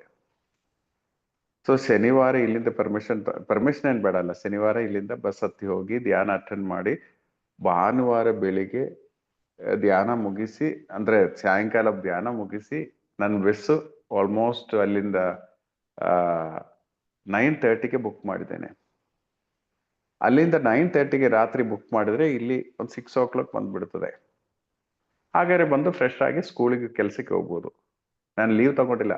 ನಾನು ಇಲ್ಲಿ ಬಂದ ಆ ವರ್ಷ ಫಸ್ಟ್ ಇಯರ್, ಆಲ್ಮೋಸ್ಟ್ 15 years ಮುಂಚೆ. ಈಗ 9 ಗಂಟೆ ಆಯ್ತು ಬಸ್ ಬರಲಿಲ್ಲ, 10 ಗಂಟೆ ಆಯ್ತು ಬಸ್ ಬರಲಿಲ್ಲ, 11 ಆಯ್ತು ಬಸ್ ಬರಲಿಲ್ಲ, 12 ಆಯ್ತು ಬಸ್ ಬರಲಿಲ್ಲ, 1 o'clock ಆಯ್ತು ನೈಟ್ ಬಸ್ ಬರಲಿಲ್ಲ, 2 o'clock ಆಯ್ತು ಬಸ್ ಬರಲಿಲ್ಲ, 2:30ಗೆ ಬಸ್ ಬಂದು ರಾತ್ರಿ. ನಾನು ಕ್ಯಾಲ್ಕುಲೇಟ್ ಮಾಡುವಾಗ 2:30 ಆದ್ರೆ ಇಲ್ಲಿ ರೀಚ್ ಆಗೋದಷ್ಟು ಒಂದು 12:30 ಆಗ್ತದೆ. ಮುಗೀತು. ನನ್ನ ರಜಾನೂ ಹಾಕಿಲ್ಲ. ಸಿಸ್ಟರ್ ಹತ್ರ ನಾನು ಇಮ್ಮಿಡಿಯೇಟ್ ಆಗಿ ರಜೆ ಹಾಕಿದ್ರೆ ಫೋಟೋ ಫುಲ್ ಬಂದಿರುತ್ತೆ. ಆಯ್ತಾ? ಇವಾಗ ಏನ್ ಮಾಡಲಿ? ನಾನು ಈಗ ಮನಸ್ಸಲ್ಲಿ ಯೋಚನೆ ಮಾಡ್ತೀನಿ, ನಾನು ಬೇರೆ ಏನು ಕೆಲ್ಸಕ್ಕೆ ಹೋಗಿಲ್ಲ, ದೇವರ ಕೆಲ್ಸಕ್ಕೆ ಹೋಗಿದ್ದೀನಿ. ದೇವ್ರೇನಾದ್ರು ಮಾಡ್ಲಿ ಅಂತೇಳಿ 2:15ಗೆ ನಾನು ಬಸ್ ಹತ್ತಿ, ನನ್ಗೆ ಆ ಟೆನ್ಷನ್ ಜಾಸ್ತಿ ಇಲ್ದಿದ್ರಿಂದ, ಇವ್ರು ಏನಾದ್ರು ಮಾಡ್ತಾರೆ ಎಂಬ ಗ್ಯಾರಂಟಿ ನನ್ಗಿದ್ದಿದ್ರಿಂದ ನಾನು ನಿದ್ರೆ ಮಾಡ್ಬಿಟ್ಟೆ. ಬಸ್ಸಲ್ಲೇ ನಿದ್ರೆ ಮಾಡಿ ಕಣ್ಣು ತೆರೆಯುವಾಗ ಆಲ್ಮೋಸ್ಟ್ ಗುಂಡಿಲ್ಪೇಟೆ ಆಗಿದೆ. ಟೈಮ್ ನೋಡುವಾಗ 6:30. ಕರೆಕ್ಟ್ ಕ್ಯಾಲ್ಕುಲೇಷನ್ ಪ್ರಕಾರ ಒಂದು 10 o'clock 11 o'clock ಆಗ್ಬೇಕಾಗಿರೋದು 6:30ಗೆ ನಾನು ಗುಂಡಿಲ್ಪೇಟೆ ಬಂದು 7:30ಗೆ ಮೈಸೂರಿಗೆ ಬಂದು ಏನೂ ಟೆನ್ಷನ್ ಇಲ್ಲದೆ ಸ್ಕೂಲಿಗೆ ಹೋಗಕ್ಕಾಯ್ತು. ಹೇಗೆ ಅಷ್ಟು ಫಾಸ್ಟ್ ಆಗಿ ಅವ್ರು ಹೇಗೆ ಓಡಿಸಿದೆ ನನ್ಗೆ ಗೊತ್ತಿಲ್ಲ. ಆದ್ರೆ 2:30 ಇಂದ ಬರೀ 4 hours ಅಲ್ಲಿ ನಾನು ಗುಂಡಿಲ್ಪೇಟೆ ರೀಚ್ ಆಗಿದೆ. ನಾರ್ಮಲ್ ಆದ್ರೆ ಮಿನಿಮಮ್ 8 hours ಆದ್ರೆ ಬೇಕು. ಸೊ ನಮ್ಗೆ ಗೊತ್ತಿಲ್ಲ ಹೇಗೆ ಅಂತೇಳಿ. ಆದ್ರೆ ಒಂದು ಹೇಳ್ತೀನಿ, ನಿಮ್ಮ ವಿಷಯಗಳು ದೇವರಿಗೆ ಗೊತ್ತಿದೆ. ಅದು ಹೇಗೆ ರೀಚ್ ಆಗ್ತದೆ ನಮ್ಗೆ ಗೊತ್ತಿಲ್ಲ. ಪ್ರಿಯರೇ, ಚಿಂತಿಸೋದಾದ್ರೆ ಮುಗಿಯುತ್ತೆ. ನಾನು ಚಿಂತಿಸಕ್ಕೆ ಸ್ಟಾರ್ಟ್ ಮಾಡಿದ್ರೆ ಏನಾಗ್ತಾ ಇತ್ತು? ನಿದ್ರೆ ಇಲ್ಲ, ಇಷ್ಟೇನಾ, ತುಂಬಾ ಸ್ಲೋ ಆಗಿ ಓಡಿಸ್ತಾ ಇದ್ರಲ್ಲ ಡ್ರೈವರು, ಯಾಕೆ ಈ ಡ್ರೈವರು ಈ ರೀತಿ ಅವ್ರನ್ನ ಬೈದು ಇವ್ರನ್ನ ಬೈದು ಮನಸ್ಸಿನಲ್ಲಿ ನನ್ಗೆ ಜೀವನವೇ ನರಕವಾಗ್ತಾ ಇತ್ತು ಆ ದಿನ. ನಮ್ ಜೀವನಗಳು ನಾವೇ ನರಕ ಮಾಡುವುದು ಪ್ರಿಯರೇ, ಅಲ್ವಾ? ನಾವೇ ನರಕ ಮಾಡುವುದು. ಒಂದ್ ಸ್ವಲ್ಪ ದೇವರಿಗೆ ಬಿಟ್ಟು ಕೊಡಿ, ದೇವರನ್ನ ಆಶ್ರಯಿಸಿ. ಇವ್ರು ಏನಾದ್ರು ಮಾಡ್ತಾರೆ. ನಮ್ಮ ಲೈಫಿನ ಕೆಲವು ಸಿಚುವೇಶನ್ ಬರುವಾಗ ಸುಮ್ಮನೆ ದೇವರಿಗೆ ಬಿಟ್ಬಿಡಿ. ಅವ್ರೇನೋ ಮಾಡ್ತಾರೆ, ಅವ್ರ ಕೆಲಸ ನಾವೇ ಯಾಕೆ ಹೊತ್ಕೊಂಡು ನಡಿಬೇಕು? ಫ್ರೀ ಆಗಿರಕ್ಕೆ ಪ್ರಯತ್ನ ಪಡಿ. ದೇವರು ಇವತ್ತು ನಮ್ಗೆ ಹೇಳೋದಿದ್ದೇನೆ, ನೀವು ಚಿಂತಿಸಬಾರದು. 30ನೇ ವಾಕ್ಯದಲ್ಲಿ ಅದೇನೆ.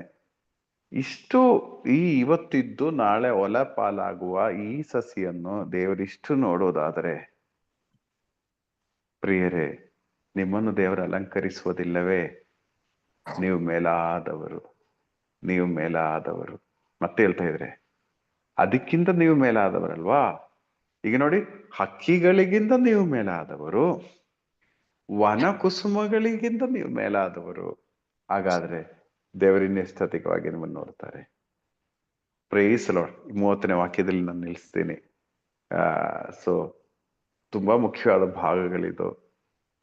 ನೀವು ಓದಿ, ನಾನು ಹೇಳೋದಕ್ಕಿಂತ ಎಷ್ಟೋ ಪಟ್ಟು ನಿಮ್ಗೆ ಅದರ ಅರ್ಥ ನಿಮ್ಗೆ ಗೊತ್ತಾಗ್ತದೆ. ಆದ್ರೆ ಒಂದು ಮಾತ್ರ ಇಲ್ಲಿ ದೇವರು ಹೇಳ್ತಾ ಇದ್ದಾರೆ, ಚಿಂತಿಸುವುದೊಂದು ಪಾಪವಾಗಿದೆ. ಓವರ್ ಚಿಂತಿಸುವುದು, ದೇವರಿಗೆ ಕೆಲಸ ಮಾಡಕ್ಕೆ ಬಿಡದೆ ನಾವೇ ಚಿಂತಿಸುವುದಾದ್ರೆ ಅದು ಪಾಪ ಆಗ್ತದೆ. ಚಿಂತಿಸಬಾರದು ಅಂತ ದೇವರು ಹೇಳಿದ್ರೆ, ನಾವು ಚಿಂತಿಸುವುದಾದ್ರೆ ಏನರ್ಥ? ಪಾಪ ಆಗ್ತದೆ, ಅಲ್ವಾ? ಸುಳ್ಳು ಹೇಳಬಾರದು ಅಂತ ಹೇಳಿ ನಾವು ಸುಳ್ಳು ಹೇಳಿದ್ರೆ ಪಾಪ ಆಗೋದಾದ್ರೆ, ಚಿಂತಿಸಬಾರದು ಅಂತೇಳಿ ದೇವರು ಹೇಳಿ ನೀವು ಚಿಂತಿಸೋದಾದ್ರೆ ಅದು ಪಾಪ ಆಗ್ತದೆ, ದೇವರ ವಾಚನ ಉಲ್ಲಂಘಿಸುವ ಹಾಗೆ ಆಗ್ತದೆ. ಅದರಿಂದ ಪ್ರಿಯರೇ, ಈ ವಿಷಯಗಳಲ್ಲಿ ಚಿಂತಿಸದೇ ಇರಲು ನಾವು ಪ್ರಯತ್ನ ಪಡೋಣ. Praise the Lord. KJ sir. Praise the Lord sir. Praise the Lord ಪ್ರಿಯರೇ. ಇಂದು ನಮಗೆ 47ನೇ ಕಂತು ಈ ಬೆಟ್ಟದ ಮೇಲಿನ ಬೋಧನೆ. ಇಂದು ನಮಗೆ ಆರಿಸಿಕೊಂಡಂತಹ ವಚನಗಳು ಮತ್ತಾಯ ಅಧ್ಯಾಯ 6 ವಚನ 25, 26, 27, 28, 29, 30. ಸೊ ಇಲ್ಲಿ ಈ ಒಂದು ವಾಕ್ಯಗಳು 25ನೇ ವಾಕ್ಯ ಅನೇಕ ವ್ಯಕ್ತಿಗಳಿಗೆ ಸೌಖ್ಯ ಕೊಟ್ಟ, ಅನೇಕರನ್ನು ದೇವ ಸೇವರ ಪ್ರೇರಣೆಗೆ ಪ್ರೇರಣೆ ನೀಡಿದಂತ ವಚನಗಳಾಗಿವೆ. ಇಲ್ಲಿ ಯೇಸು ಸ್ವಾಮಿಯು ಇಷ್ಟೆಲ್ಲ ಹೇಳ್ತಾರೆ. ಮುಂದೆ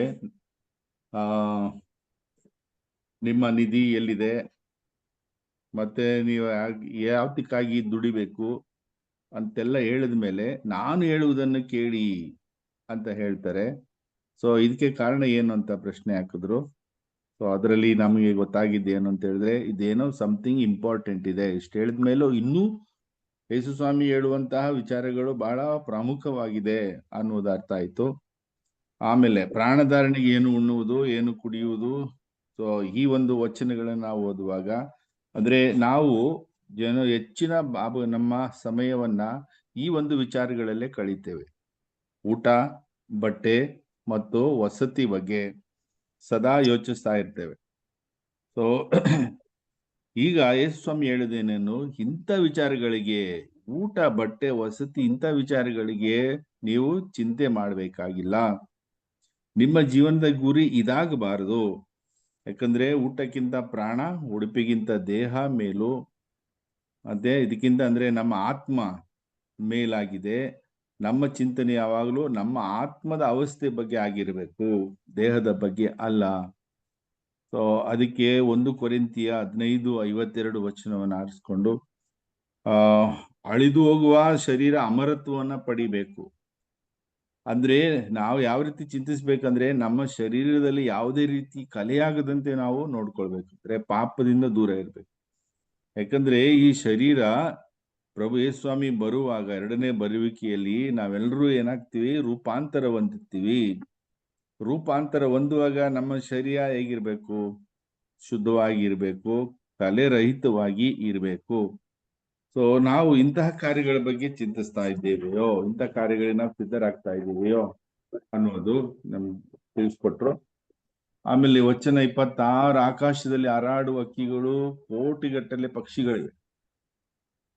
ಅವುಗಳು ಜಮೀನ ಖರೀದಿಸೋದಿಲ್ಲ, ವ್ಯವಸಾಯ ಮಾಡೋದಿಲ್ಲ, ಕಣಜದಲ್ಲಿ ತುಂಬಿಡೋದಿಲ್ಲ, ಏನಿಲ್ಲ. ಬೆಳಿಗ್ಗೆ ಎದ್ದು ಕೂಡ್ಲೆ ಅವು ಬೇಗ ಏನ್ ಮಾಡ್ತವೆ, ಬೇಗ 4 ಗಂಟೆಗೆ ಎದ್ದೇಳ್ತವೆ. ಎದ್ದು ದೇವರನ್ನ ಸ್ತುತಿ ಮಾಡ್ತವೆ. ಚಿಲಿಪಿಲಿ ಮೂಲಕ ದೇವರನ್ನ ಸ್ತುತಿ ಆರಾಧನೆ ಮಾಡಿ ಸುಮಾರು 6-7 ಗಂಟೆವರೆಗೂ ಅದೇ ಅವಸ್ಥೆಯಲ್ಲಿ ಇರ್ತವೆ. ಆ ನಂತರ ಅವು ಕಾಳುಗಳನ್ನ ಹುಡುಕ್ಲಿಕ್ಕೆ ಹೋಗ್ತವೆ. ಅವು ಸುಮ್ಮನೆ ಕೂರೋದಿಲ್ಲ, ಅವುಗಳ ಕಾಳುಗಳ ಬಗ್ಗೆ ಚಿಂತಿಸುವುದಿಲ್ಲ. ಸೊ ದೇವರು ಈ ಇಂತಹ ಲಕ್ಷಾಂತರ ಕೋಟ್ಯಾಂತರ ಪಕ್ಷಿಗಳಿಗೆ ಟನ್ನುಗಟ್ಟಲೆಯಷ್ಟು ಕಾಳುಗಳು ಬೇಕು. ಅದನ್ನೆಲ್ಲ ದೇವರೇ ಅರೇಂಜ್ ಮಾಡ್ಕೊಡ್ತಾರೆ, ದೇವರೇ ಒದಗಿಸ್ಕೊಡ್ತಾರೆ. ಇದುವರೆಗೂ ನಾವು ಯಾವ ಪಕ್ಷಿಯು ಹಸಿವಿನಿಂದ ಸತ್ತ ನಿದರ್ಶನವನ್ನು ನಾವು ಕಂಡಿಲ್ಲ. ಸೊ ಆದ್ರಿಂದ ಯೇಸು ಸ್ವಾಮಿ ಹೇಳೋದು, ಪಕ್ಷಿಗಳಿಗಿಂತ ನಾವು ಮೇಲಾದವರು. ಹಾಗಾಗಿ ಪಕ್ಷಿಗಳಿಂದ ನಾವು ಮೇಲಾದವರು ಅಂದ್ರೆ ಪಕ್ಷಿಗಳು ಮಾಡುವ ಕಾರ್ಯಕ್ಕಿಂತ ಉನ್ನತ ಕಾರ್ಯಗಳನ್ನ ನಾವು ಮಾಡಬೇಕು. ಅವುಗಳು 4 ಗಂಟೆಗೆ ಇದ್ರೆ ನಾವು 3 ಗಂಟೆಗೆ ಎದ್ದು ದೇವರನ್ನ ಸ್ತುತಿ ಆರಾಧನೆ ಮಾಡ್ಬೇಕು. ಆದ್ರೆ ಮನುಷ್ಯರು ನಾವು ಹಾಗೆ ಮಾಡ್ತೀವಾ? ಇಲ್ಲ. ಏನೋ ಮರೆಯಲ್ಲಿ ಪ್ರಾರ್ಥನೆ ತಂಡದಲ್ಲಿ ಇರೋದ್ರಿಂದ 4 ಗಂಟೆಗೆ ಎದ್ದು ಬರ್ತೀವಿ. ಎಷ್ಟೋ ಜನ 5 ಗಂಟೆಗೆ ಎದ್ದು ಬರ್ತಾರೆ, ಎಷ್ಟೋ ಜನ ಅಲ್ಲಲ್ಲಿ ಸೇರ್ಕೊಳ್ತಾರೆ ಇಲ್ಲಿ. ಸೊ ನಾವು ಇದ್ರಲ್ಲಿ ಅರ್ಥ ಮಾಡ್ಕೋಬೇಕು, ನಾವು ದೇವರು ನಮ್ಮನ್ನ ಕಾಪಾಡ್ತಾರೆ. ದೇವರನ್ನ ಆಶ್ರಯಿಸಿ ನಾವು ಜೀವಿಸುವಾಗ ಎಲ್ಲವನ್ನ ದೇವರು ನೋಡ್ಕೊಳ್ತಾರೆ. ಸೊ ಅದಕ್ಕೆ ಚಿಂತಿಸಿ ನಾವು ಹಾಳಾಗ್ತೇವೆ ಹೊರತು ನಮ್ಮ ಆರೋಗ್ಯ ಹಾಳು ಮಾಡ್ಕೊಳ್ತೇವೆ, ನೆಮ್ಮದಿಯನ್ನ ಕಳ್ಕೊಳ್ತೇವೆ. ನಮ್ಮ ಆಯುಸ್ಸಿನಲ್ಲಿ 1 ನಿಮಿಷವನ್ನ ನಾವು ಹೆಚ್ಚು ಮಾಡ್ಲಿಕ್ಕೆ ಸಾಧ್ಯವಿಲ್ಲ. ಸೊ ಹಾಗಾಗಿ 100% 100 ದೇವರು ನಮ್ಮನ್ನ ಕೈ ಬಿಡೋದಿಲ್ಲ. ಆದ್ರೆ ನಾವು ಅವರನ್ನು ಆಶ್ರಯಿಸ್ಕೊಂಡಿರ್ಬೇಕು. ಆಗ ಮಾತ್ರ ನಮ್ಮ ಚಿಂತನೆ ದೇವರ ಏನೇ ನಡೆದ್ರು ಅದು ಮೊದಲು ನಾವು ದೇವರನ್ನ ನಾವು ಸ್ಮರಿಸ್ಬೇಕು ಅಂತ. 27ನೇ ವಚನದಲ್ಲಿ ಚಿಂತಿಸಿ ನಮ್ಮ ಜೀವನವನ್ನು ಕೊಂಚ ಕಾಲವಾದ ಹೆಚ್ಚಿಸಲು ಸಾಧ್ಯವಿಲ್ಲ, ಬದಲಾಗಿ ಚಿಂತಿಸಿ ನಾವು ಸತ್ತೇ ಹೋಗ್ತೀವಿ. ಹಾಗಾಗಿ ನಾವು ದೇವರಿಗೆ ಬಿಟ್ಕೊಡ್ಬೇಕು, ಎಲ್ಲವನ್ನ ದೇವರಿಗೆ ಬಿಟ್ಕೊಡ್ಬೇಕು. ಯಾರಾದ್ರೂ ನಮ್ಗೆ ನೋವು ಕೊಟ್ರೆ ಅದು ದೇವರಿಗೆ ಗೊತ್ತಿರ್ತದೆ. ಸೊ ದೇವರಿಗೆ ಗೊತ್ತಿರೋದ್ರಿಂದ ಆ ಭಾವನೆ ನಾವು ಮನಸ್ಸಿನಿಂದ ತೆಗೆದುಹಾಕಿ, ಸೊ ದೇವರು ನಮ್ಮನ್ನ ನೋಡ್ತಾ ಇದ್ದಾರಲ್ಲ, ದೇವರಿಗೆ ಇದು ತಿಳಿದಿದೆಯಲ್ಲ, ಸೊ ಅನ್ನೋದನ್ನ ದೇವರಿಗೆ ಬಿಟ್ಕೊಟ್ರೆ ಅದರಿಂದ ಯಾವ ತೊಂದರೆನೂ ಇಲ್ಲ, ಅಷ್ಟಕ್ಕೆ ಮುಗೀತದೆ. ಆದರೆ ಅವರು ಮಾತನಾಡುವಾಗಲೇ ನಮ್ಮ ಮನಸ್ಸಿನಲ್ಲಿ ಕುದಿಯಲು ಶುರುವಾದ್ರೆ ನಾವು ಮನಸ್ಸಿನಿಂದ ದೇವರನ್ನ ಹೊರಗಿಡ್ತೇವೆ, ಆಗ ಅದರ ಪರಿಣಾಮ ಹೇಗಿರ್ತದೆ ನಮ್ಗೆ ಗೊತ್ತು. ಖಂಡಿತ ಅದು ಒಳ್ಳೆಯದಾಗಿ ಇರೋದಿಲ್ಲ. ಒಂದು ವೇಳೆ ದೇವರಿಗೆ ಗೊತ್ತಿದ್ದು ಈ ಕಾರ್ಯಗಳು ನಡೆಯುವುದಾದ್ರೆ ಅದನ್ನ ತಡಿಲಿಕ್ಕೆ ನಾವ್ಯಾರು? ಅದನ್ನ ಸಿಂಪ್ಲಿ ನಾವು ದೇವರಿಗೆ ಬಿಟ್ಕೊಡ್ಬಿಡ್ಬೇಕು. ಹಾಗೆ ಒಣ ಕುಸುಮಗಳಿಗಿಂತ ಮೇಲಾದವರು ನಾವು.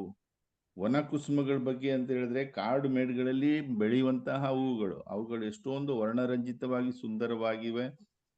ಸೊ ಈ ಸೌಂದರ್ಯವನ್ನ ಕೊಟ್ಟದ್ದು ಯಾರು? ದೇವರೇ. ಈವನ್ ಸಾಲಮನ್ ಅರಸ, ಭೂಮಿ ಮೇಲೆ ಅತ್ಯಂತ ಶ್ರೀಮಂತ, ಅತ್ಯಂತ ಹೆಚ್ಚು ಉಡುಗೊರೆಯನ್ನ ಪಡೆದವನು, ಶೇಬಾದ ರಾಣಿ ಅವನಿಗೆ ಅದು ಒಳ್ಳೊಳ್ಳೆ ಉಡುಪುಗಳು ಕೂಡ ಅವನು ಹಾಕೊಂಡ ಉಡುಪು ಈ ಒಂದು ಕಾಡಿನಲ್ಲಿ ಬೆಳೆಯುವ ಹೂಗಳ ವರ್ಣಕ್ಕೆ ಸಮ ಆಗಲಾರದು. ಹಾಗಾಗಿ ಇಂತಹ ಒಂದು ವರ್ಣರಂಜಿತವನ್ನ ವನ ಪಕ್ಷಿಗಳಿಗೆ, ಕಾಡು ಮೇಡಿನಲ್ಲಿ ಬೆಳೆಯುವ ಹೂಗಳಿಗೆ ದೇವರು ನೀಡುವುದಾದರೆ ಇನ್ನು ಅದಕ್ಕಿಂತ ಮೇಲಾದ ನಮ್ಮನ್ನ ನಾವು ದೇವರು ಎಷ್ಟು ಶೃಂಗಾರದ ಮೇಲೆ ಇಡಬಹುದು. ಸೊ ಹಾಗಾಗಿ ನಾವು ದೇವರಿಗೆ ಎಲ್ಲವನ್ನ ಬಿಟ್ಕೊಡ್ಬೇಕು.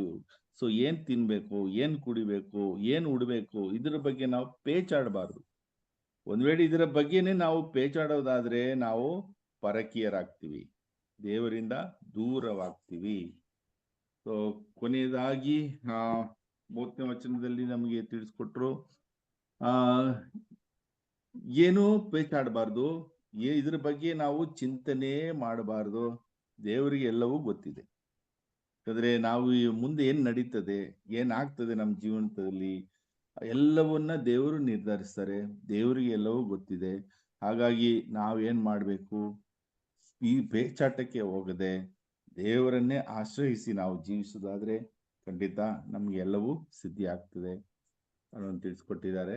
Price the Lord sir, thank you so much. Praise the Lord ಪ್ರಿಯರೇ. Praise the Lord, praise the Lord. ಈಗ ನೀವು ಸರ್ ಕೆಲವು ಸರ್ ಒಂದು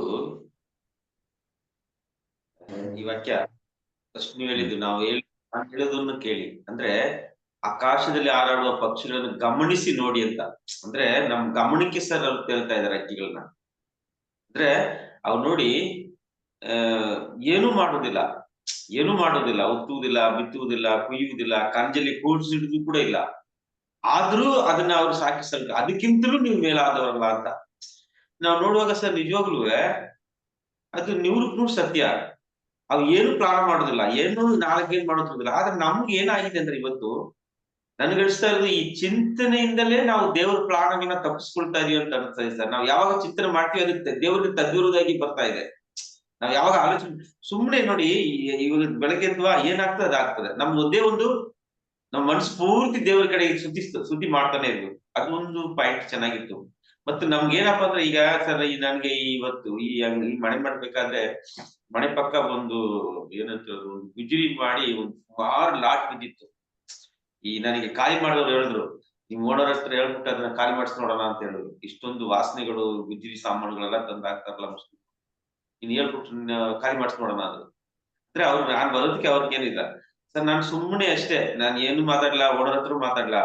ಒಂದು ವಾರ ನಾನು ಬಂದ ಮೇಲೆ ಒಂದು ವಾರ ಏನಾಯ್ತು, ತನ್ನಷ್ಟೇ ತಾನೇ ಕ್ಲಿಯರ್ ಆಗ್ತಾ ಇದೆ. ಎಲ್ಲ ಕ್ಲಿಯರ್ ಮಾಡ್ಬಿಟ್ಟು ಅವರೇ ಎಲ್ಲ ತುಂಬಿಕೊಂಡು ಅವರೇ ಎಲ್ಲ ಕ್ಲಿಯರ್ ಮಾಡಿ ಆ ಜಾಗ ಕ್ಲಿಯರ್. ನಾನು ಯೋಚನೆ ಮಾಡಿದೆ, ಅಲ್ಲೂ ಮಾತಾಡಿಲ್ಲ, ಇಲ್ಲೂ ಮಾತಾಡಿಲ್ಲ, ಹೆಂಗೆ ಕ್ಲೀನ್ ಆಗ್ತಾ ಇದೆ ಅಂದ್ರೆ ಕೆಲವೊಮ್ಮೆ ನಮ್ಮ ಪ್ರಯತ್ನದಿಂದ ನಾವ್ ಏನು ಮಾಡಕ್ಕಾಗಲ್ಲ. ಸುಮ್ಮನೆ ನಾವು ದೇವರಲ್ಲಿ ಇದ್ಬಿಟ್ರೆ ನಮ್ಗೆ ಏನ್ ಬೇಕೋ ಅದೆಲ್ಲ ದೇವ್ರು ಮಾಡಿರ್ತಾರೆ.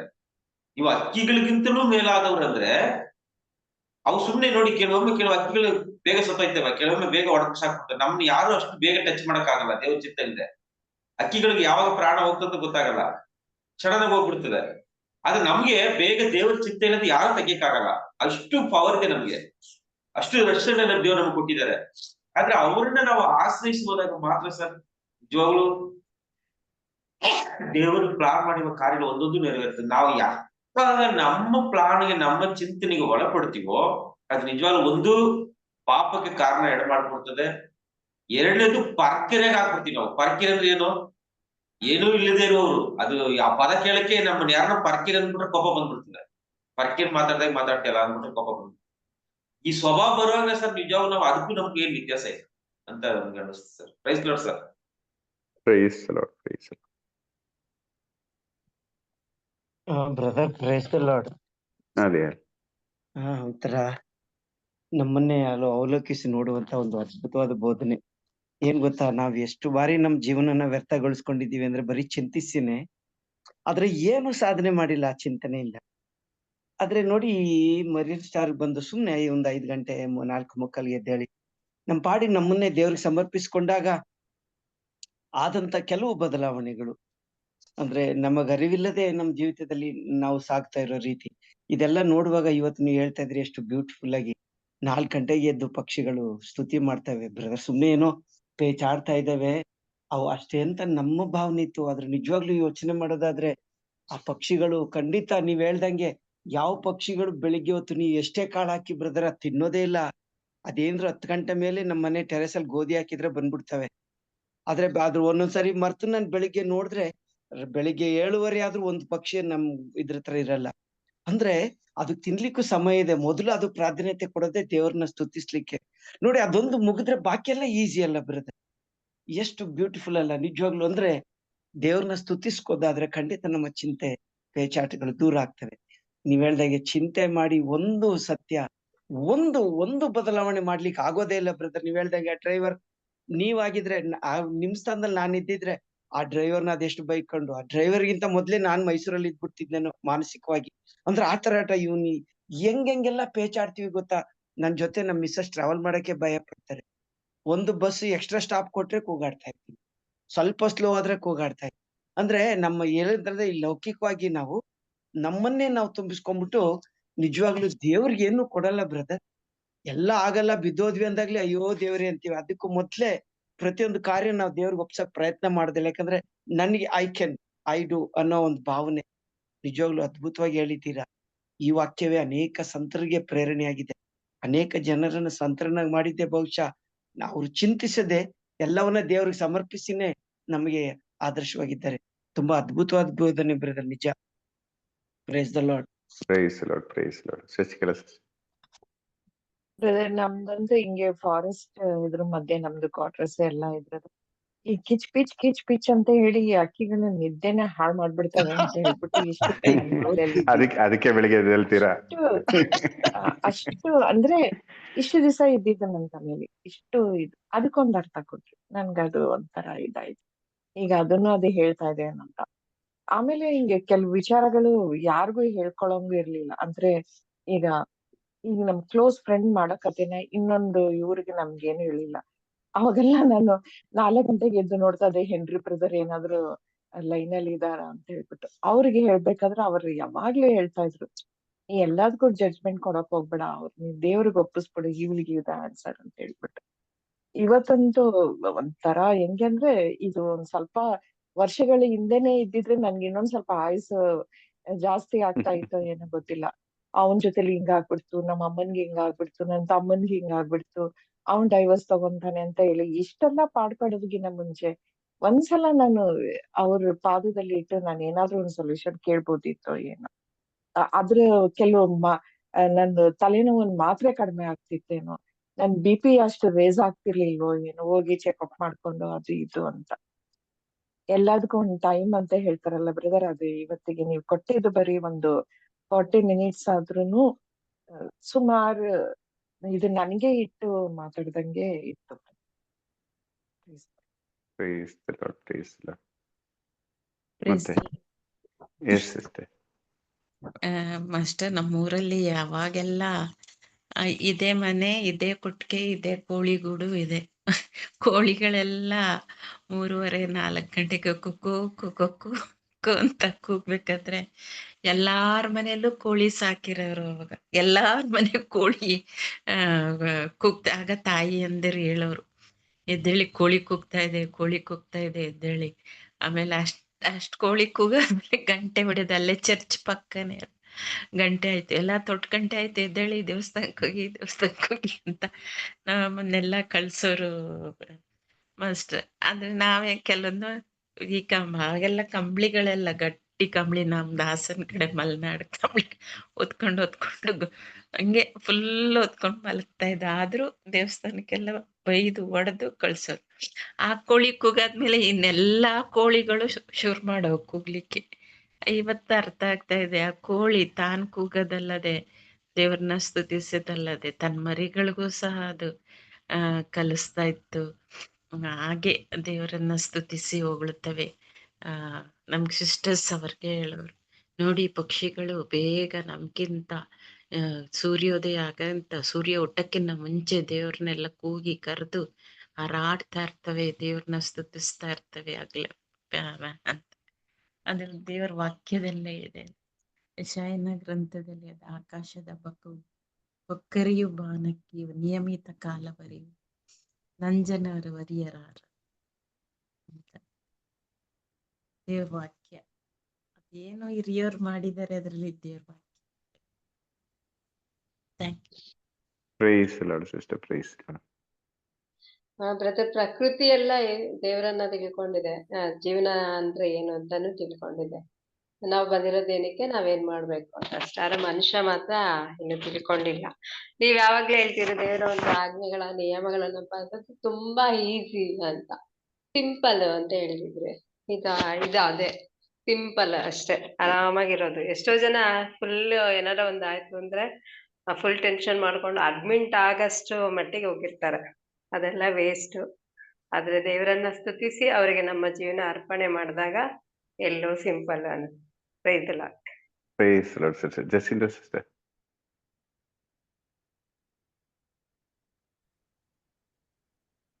Price the Lord brother. Praise the Lord brother. Praise the Lord brother. Sister. ಇಷ್ಟು ಇದು ವಚನವನ್ನು ಕೇಳುವಾಗ ಆ ಮೊಮೆಂಟ್ಗೆ ಮಾತ್ರ ಚಿಂತೆ ಮಾಡಬಾರ್ದಂತ ಅನಿಸುದು.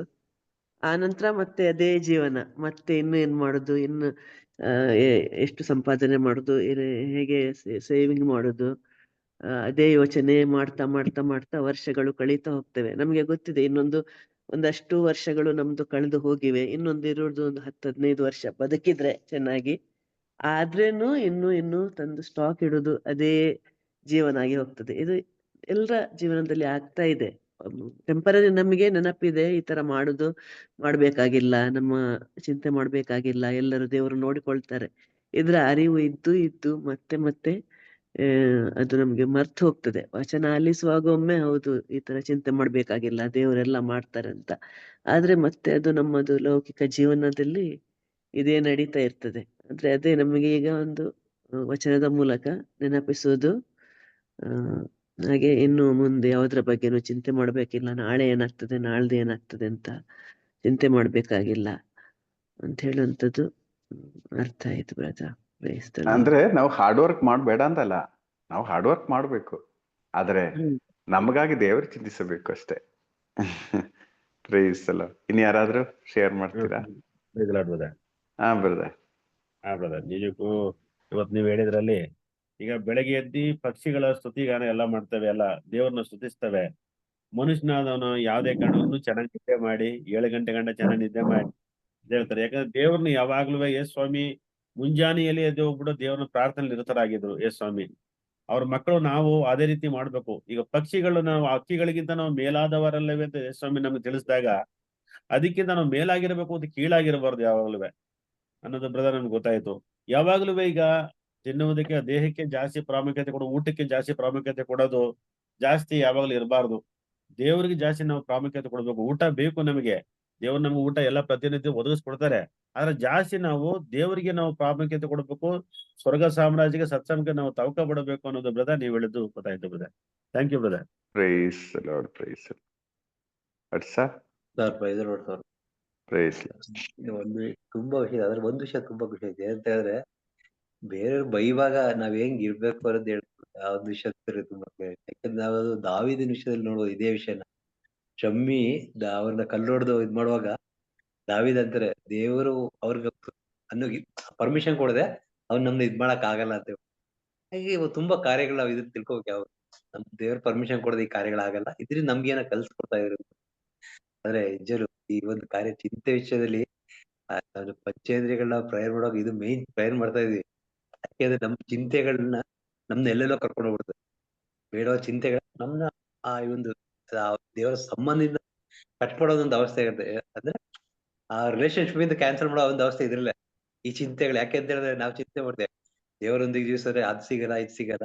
ದೇವ್ರ ಹೇಳಿದ್ರೆ ನಾನ್ ಕೊಡೋದು ಮಾತ್ರ. ಅಂದ್ರೆ ನಿಮ್ಗೆ ಏನ್ ಬೇಕಾದ್ ನಾ ಕೊಡ್ತೀನಿ ದೇವ್ರಿಗೆ ಗೊತ್ತು. ದೇವರೊಂದು ವಾಗ್ದಾನ ಮಾಡ್ತಾ ಇರ್ತಾರೆ. ಆದ್ರೆ ನಾವು ಅದಕ್ಕೆ ಸಂಬಂಧ ಇಷ್ಟಪಡಲ್ಲ. ನಾವು ನಮ್ದೇ ಕೇಳಕ್ ಇಷ್ಟಪಡ್ತೀವಿ. ಇಂಥ ಒಂದು ಸ್ವಲ್ಪ ಕಾರ್ಯಗಳನ್ನ ನಾವು ಸ್ವಲ್ಪ ಬಿಡ್ಬೇಕು. ಇದು ನಿಜವಾದ ಕಾರ್ಯ. ಇದೇ ಈ ಕಾರ್ಯಗಳೇ ನೀವ್ ಹೇಳ್ದಂಗೆ ಶತ್ರುಗಳಾಗಿ ನಿಜವಾಗ್ಲೂ ಈ ವಿಷಯದಲ್ಲಿ. ಯಾಕೆ ಅಂತ ಹೇಳಿದ್ರೆ ಈ ವಿಷಯಗಳ ಬಗ್ಗೆ ಅವ್ರು ನಿಕ್ಕಟ್ಟ ಬೇಡ, ನಮ್ಗೆ ಇದೇನು ಬೇಡ, ನಮ್ಗೆ ದೇವರ ಸಾಮ್ರಾಜ್ಯ ಸಾಕು ಅಂತ ತೀರ್ಮಾನ ಮಾಡೋದು ಮಾತ್ರ ಅವ್ರು ನಿಜವಾಗ್ಲೂ ಶತ್ರುಗಳಾಗಿ. ಈ ಲೋಕದ ಏನು ಬೇಡ ನನಗೆ ದೇವರೊಂದಿಗೆ ನಾವು ಜೀವಿಸೋದು ಸಾಕು ಅಂತ ಒಂದು ಅವಸ್ಥೆ ಇವತ್ತು. ಹಾಗಾಗಿ ನಿಜವಾದ ದೊಡ್ಡ ಕಾರ್ಯ. ಯಾಕಂದ್ರೆ ತುಂಬಾ ಕಾರ್ಯಗಳು ನಾವು ಬೇಡ ಚಿಂತೆಗಳು ಚಿಂತೆ ಮಾಡಿ ಸ್ವಲ್ಪ ಜನ ನಿದ್ದೆನೆ ಮಾಡಲ್ಲ ರಾತ್ರಿ ಎಲ್ಲ. ಯಾಕೆಂತ ಹೇಳಿದ್ರೆ ಮಲಗಕ್ ಹೋದಾಗ್ಲೂ ಬರೀ ನಾಳೆ ಏನ್ ಮಾಡ್ಬೇಕು, ಅದರಿಂದ ಏನ್ ಮಾಡ್ಬೇಕು, ಇದಕ್ಕೆ ಏನ್ ಹೇಳೋ ಆನ್ಸರ್ ಹೇಳ್ಬೇಕು, ಬರೀ ಚಿಂತೆ ಮಾಡಿ ಅವ್ರ ಜೀವನನ್ನೇ ಆ ಬೆಳಗ್ಗೆ ನೋಡೋ ಗೊತ್ತಾಗುತ್ತೆ ಅವ್ರ ಮುಖ ಎಲ್ಲ. ಅಂದ್ರೆ ಆ ಒಂದು ಸಂತೋಷ, ನೆಮ್ಮದಿ, ಶಾಂತಿ ಎಲ್ಲ ಹಾಳು ಮಾಡ್ಕೊಂಡು ಒಂದು ಜೀವನ ಒಂದು ಕಾರ್ಯ. ಇದೆಲ್ಲ ನಿಜವಾದ ಕಾರ್ಯ ಸರ್. Thank you sir. ದಯಾಲೇನೋ ಮಾತಾಡ್ತಾ ಇದ್ದೀರಾ? ಏನ್ ಗೊತ್ತಾ, ನಂದು ಒಂದು ನನ್ನ ಒಂದು ಅನುಭವ. ಚಿಕ್ಕ ಹುಡುಗ 18 to 17-18 ಇಯರ್ಸ್ ಅಲ್ಲಿ ಬ್ರದರ್, ನಾನು ನಮ್ ಕಸಿನ್ ಮನೆಗೆ ಹೋಗ್ತಾ ಇದ್ದೆ, ನಿಯರ್ ಬೈ ಹತ್ರನೇ. ನಾವು ಅವ್ರ ಮನೆಗೆ ಹೋದ್ರೆ ಬರೀ ಆಟ ಆಡ್ತಾ ಇದ್ದಿದ್ದೆಲ್ಲ ಮೂಟೆಗಳು, ಅಕ್ಕಿ, ಇದು ಭತ್ತ, ರಾಗಿ, ಈ ತರ ಮೂಟೆಲ್ಲೇ ಆಟ ಆಡ್ತಾ ಇದ್ವಿ. ಆಮೇಲೆ ಅಂದ್ರೆ ಅಷ್ಟು ರಿಚ್ನೆಸ್. ಬಟ್ ಜಾಸ್ತಿ ಅವರು ಚರ್ಚಿಗೆ ಬರ್ತಾ ಇರ್ಲಿಲ್ಲ. ನಮ್ಮ ಅಪ್ಪ ಅಮ್ಮ ಮಾತ್ರ ಚರ್ಚಿಗೆ ಓಡ್ಸೋರು ಡೈಲಿ ಹಾಗೆ ಹೀಗೆ. ಆದ್ರೆ ಅವ್ರ ಮಕ್ಳು, ಅವ್ರ ಕಸಿನ್ ಯಾರು ಬರ್ತಾ ಇರ್ಲಿಲ್ಲ ಜಾಸ್ತಿ. ಅವರು ಕ್ರಿಶ್ಚಿಯನ್ಸೇ. ಆದ್ರೆ ನಾವು ಆಟ ಆಡ್ತಾ ಇದ್ದಿದ್ದೆಲ್ಲ ಮೂಟೆಗಳಲ್ಲೇ. ಅವ್ರ ಮನೆ ತುಂಬಾ ಮೂಟೆ, ಆಟ ಆಡೋದೆಲ್ಲ ಹಾಗೆ. ಒಂದ್ 5 ವರ್ಷದಲ್ಲಿ ನೋಡ್ತೇನೆ, ನಾನ್ ಬ್ಯಾಂಗ್ಳೂರ್ಗೆ ಬಂದ್ ಸೆಟ್ಲ್ ಆಗಿ ವಾಪಸ್ ಹೋದ್ರೆ ಈ was become A beggar. Like 10 ರೂಪಾಯಿಗೋಸ್ಕರ ಭಿಕ್ಷೆ ಬೇಡೋ ಸ್ಥಿತಿಗೆ ಬಂತು. ಆಶ್ಚರ್ಯ. ಒಂದ್ 5-6 ವರ್ಷದಲ್ಲಿ ಆದಂತ ಬದಲಾವಣೆ. ಎಷ್ಟು ಸ್ಟಾಕ್ ಇರ್ತಾ ಇತ್ತು, ಕೊನೆಗೆ ನೋಡಿದ್ರೆ ಯಾರಾದ್ರೂ ನಾವು ಹೋದ್ರು ಒಂದ್ 50 ರೂಪಾಯಿ ಕೇಳೋದು. ಅಂದ್ರ ಆ ಒಂದು ದುಸ್ಥಿತಿಗೆ ಹೋದ್ರು. ಅದು ನನ್ ಕಣ್ಮುಂದೆ ಇನ್ನೇ ಇದೆ ಬ್ರದರ್. ಅಂದ್ರೆ ದೇವಾಶ್ರಿತರು ಸುರಕ್ಷಿತರು. ಅಂದ್ರೆ ಮನುಷ್ಯ ಏನೇ ಕೂಡಿಡ್ಲಿ ಬ್ರದರ್, ಅದು it may be for certain time. ಖಂಡಿತ ಯಾವ ಅಂದ್ರೆ ಅವರು ದುಸ್ಥಿತಿಗೆ ಕಾರಣ ದೇವ್ರು ಅಂತ ಹೇಳಲ್ಲ. ಅಂದ್ರೆ ಯಾವ್ದು ಶಾಶ್ವತ ಅಲ್ಲ. ನಥಿಂಗ್. ನಾವ್ ಏನೇ ಪ್ಲಾನ್ ಮಾಡಿದ್ರು ಐ ಡೋಂಟ್ ಥಿಂಕ್ ಸೊ. ಇವತ್ತು ಅವ್ರ ಮಕ್ಳೆಲ್ಲರೂ ಎಂತ ಪರಿಸ್ಥಿತಿಯಲ್ಲಿ ಇದೆ ಅಂದ್ರೆ ಭಗವಂತನಿಗೆ ಗೊತ್ತು. ಅದು ನನ್ಗಿನ್ನ ಅದು ಒಂದು ನೈಜ ಘಟನೆಯಾಗಿ ಮತ್ತು ಕಣ್ಣ ಮುಂದೆ ನಡೆದಂತ ಇದು ಬ್ರದರ್. ಇವತ್ತು ನೀವ್ ಹೇಳಿದ್ರಲ್ಲ, ಅದಕ್ಕೆ ಅದು ಜ್ಞಾಪಕ ಬಂತು. ಪಕ್ಷಿಗಳು ಕೂಡಿಡೋದಿಲ್ಲ, ಎಂತದ್ದು ಇಲ್ಲ, ಡೈಲಿ ಬ್ರೆಡ್ ಅಷ್ಟೇ. ಅದಕ್ಕೇನೆ ಜೀಸಸ್ ಹೇಳ್ಕೊಟ್ರಿ ನಾವು, give us our daily bread ಅನ್ಕೊಂಡು. Praise the Lord brother. Praise Lord, praise Lord, praise Lord. Okay, ನಾವು ಕನ್ಕ್ಲೂಡ್ ಮಾಡೋಣ. ಮತ್ತೆ ಈ ಪಕ್ಷಿಗಳು ಮತ್ತೆ ಪ್ರಾಣಿಗಳು ನೋಡಿ ಅವರ ಮುಖದಲ್ಲಿ ಎಷ್ಟೊಂದು ಕಳೆ ಇರುತ್ತೆ. ಎಷ್ಟು ಒಂಥರ ಇನ್ನೂ ನೋಡೋಣ ಅವುಗಳನ್ನ. ಅಲ್ಲ, ನಮಗೆ ಆ ಕಳೆ ಬರ್ಬೇಕು ಅಂದ್ರೆ ಜೀನ್ಸ್ ಪ್ಯಾಂಟ್ ಎಷ್ಟು 1500 rupees ಜೀನ್ಸ್ ಪ್ಯಾಂಟ್ ಹಾಕಿ, ಕಲರ್ಫುಲ್ ಟಿ ಶರ್ಟ್ ಹಾಕಿ, 2000 ರೂಪಾಯಿ ಶೂಸ್ ಹಾಕಿದ್ರೆ ಇದೇನ್ ವಯಸ್ಸಾನದ ಕಾಣ್ತೀಯ ಅಂತಾರೆ ಬ್ರದರ್. ಅದಕ್ಕೆ ಅದು ಪ್ರೈಸನ್ನ ವಿಷಯ ಪಾಡ್ತಾರಲ್ಲ ಬೆಳಿಗ್ಗೆ, ಅದರಲ್ಲಿ ಕಲೆ ಬರೋದು. ಆತ್ಮದಲ್ಲಿ ಹೌದು ಹೌದು. ಅದಕ್ಕೆ ಚಿಂತೆ ಇಲ್ಲಲ್ಲ. ಚಿಂತೆ ಇರುವಾಗಲೇ ಈ ಪ್ರಾಬ್ಲಮ್ ಬರೋದು. ಚಿಂತೆ ಇಲ್ದೇ ಇದ್ರೆ ನಮ್ ಕಳೆನೂ ತುಂಬಾ ಚೆನ್ನಾಗಿ ಆಗ್ತದೆ ನೋಡಕ್ಕೆ. ಓಕೆ, ಬಹುಶಃ ನಿಮ್ ತರ ಅಲ್ಲ ಬ್ರದರ್. ಓಕೆ, ಸೊ ಕನ್ಕ್ಲೂಡ್ ಮಾಡೋಣ. ಹರ್ಷ ಪ್ರಾರ್ಥಿಸಿ.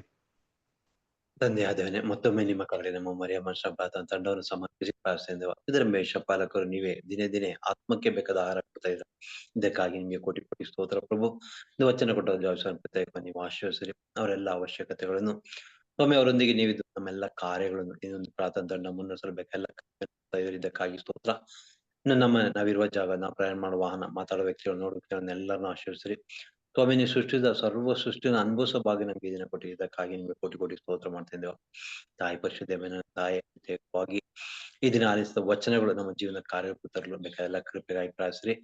ನಮ್ಮೆಲ್ಲ ಯಾಜಕರಿಗಾಗಿ, ನಮ್ಮೆಲ್ಲ ಎಲ್ಲ ದೇವಸೇವಕರಿಗೆ ಪವಿತ್ರ ಆತ್ಮರನ್ನ ಸದಾ ಸನ್ಮಾರ್ಗದಲ್ಲಿ ಮುನ್ನಡೆಸಬೇಕಾಗಿ ಕೃಪೆಗಾಗಿ ಪ್ರಾರ್ಥಿಸ್ರಿ. ತಾಯಿ ನಮೋ ಮರಿಯ ವರಪ್ರಸಾದ ಪೂರ್ಣ ಪ್ರಭು ನಿಮ್ಮಡೆ ಇದ್ದಾರೆ. ಸ್ತ್ರೀಯ ನೀವು ಧನ್ಯರು ಮತ್ತು ನಿಮ್ಮ ಉದರದ ಫಲವಾದ ಯೇಸು ಧನ್ಯರು.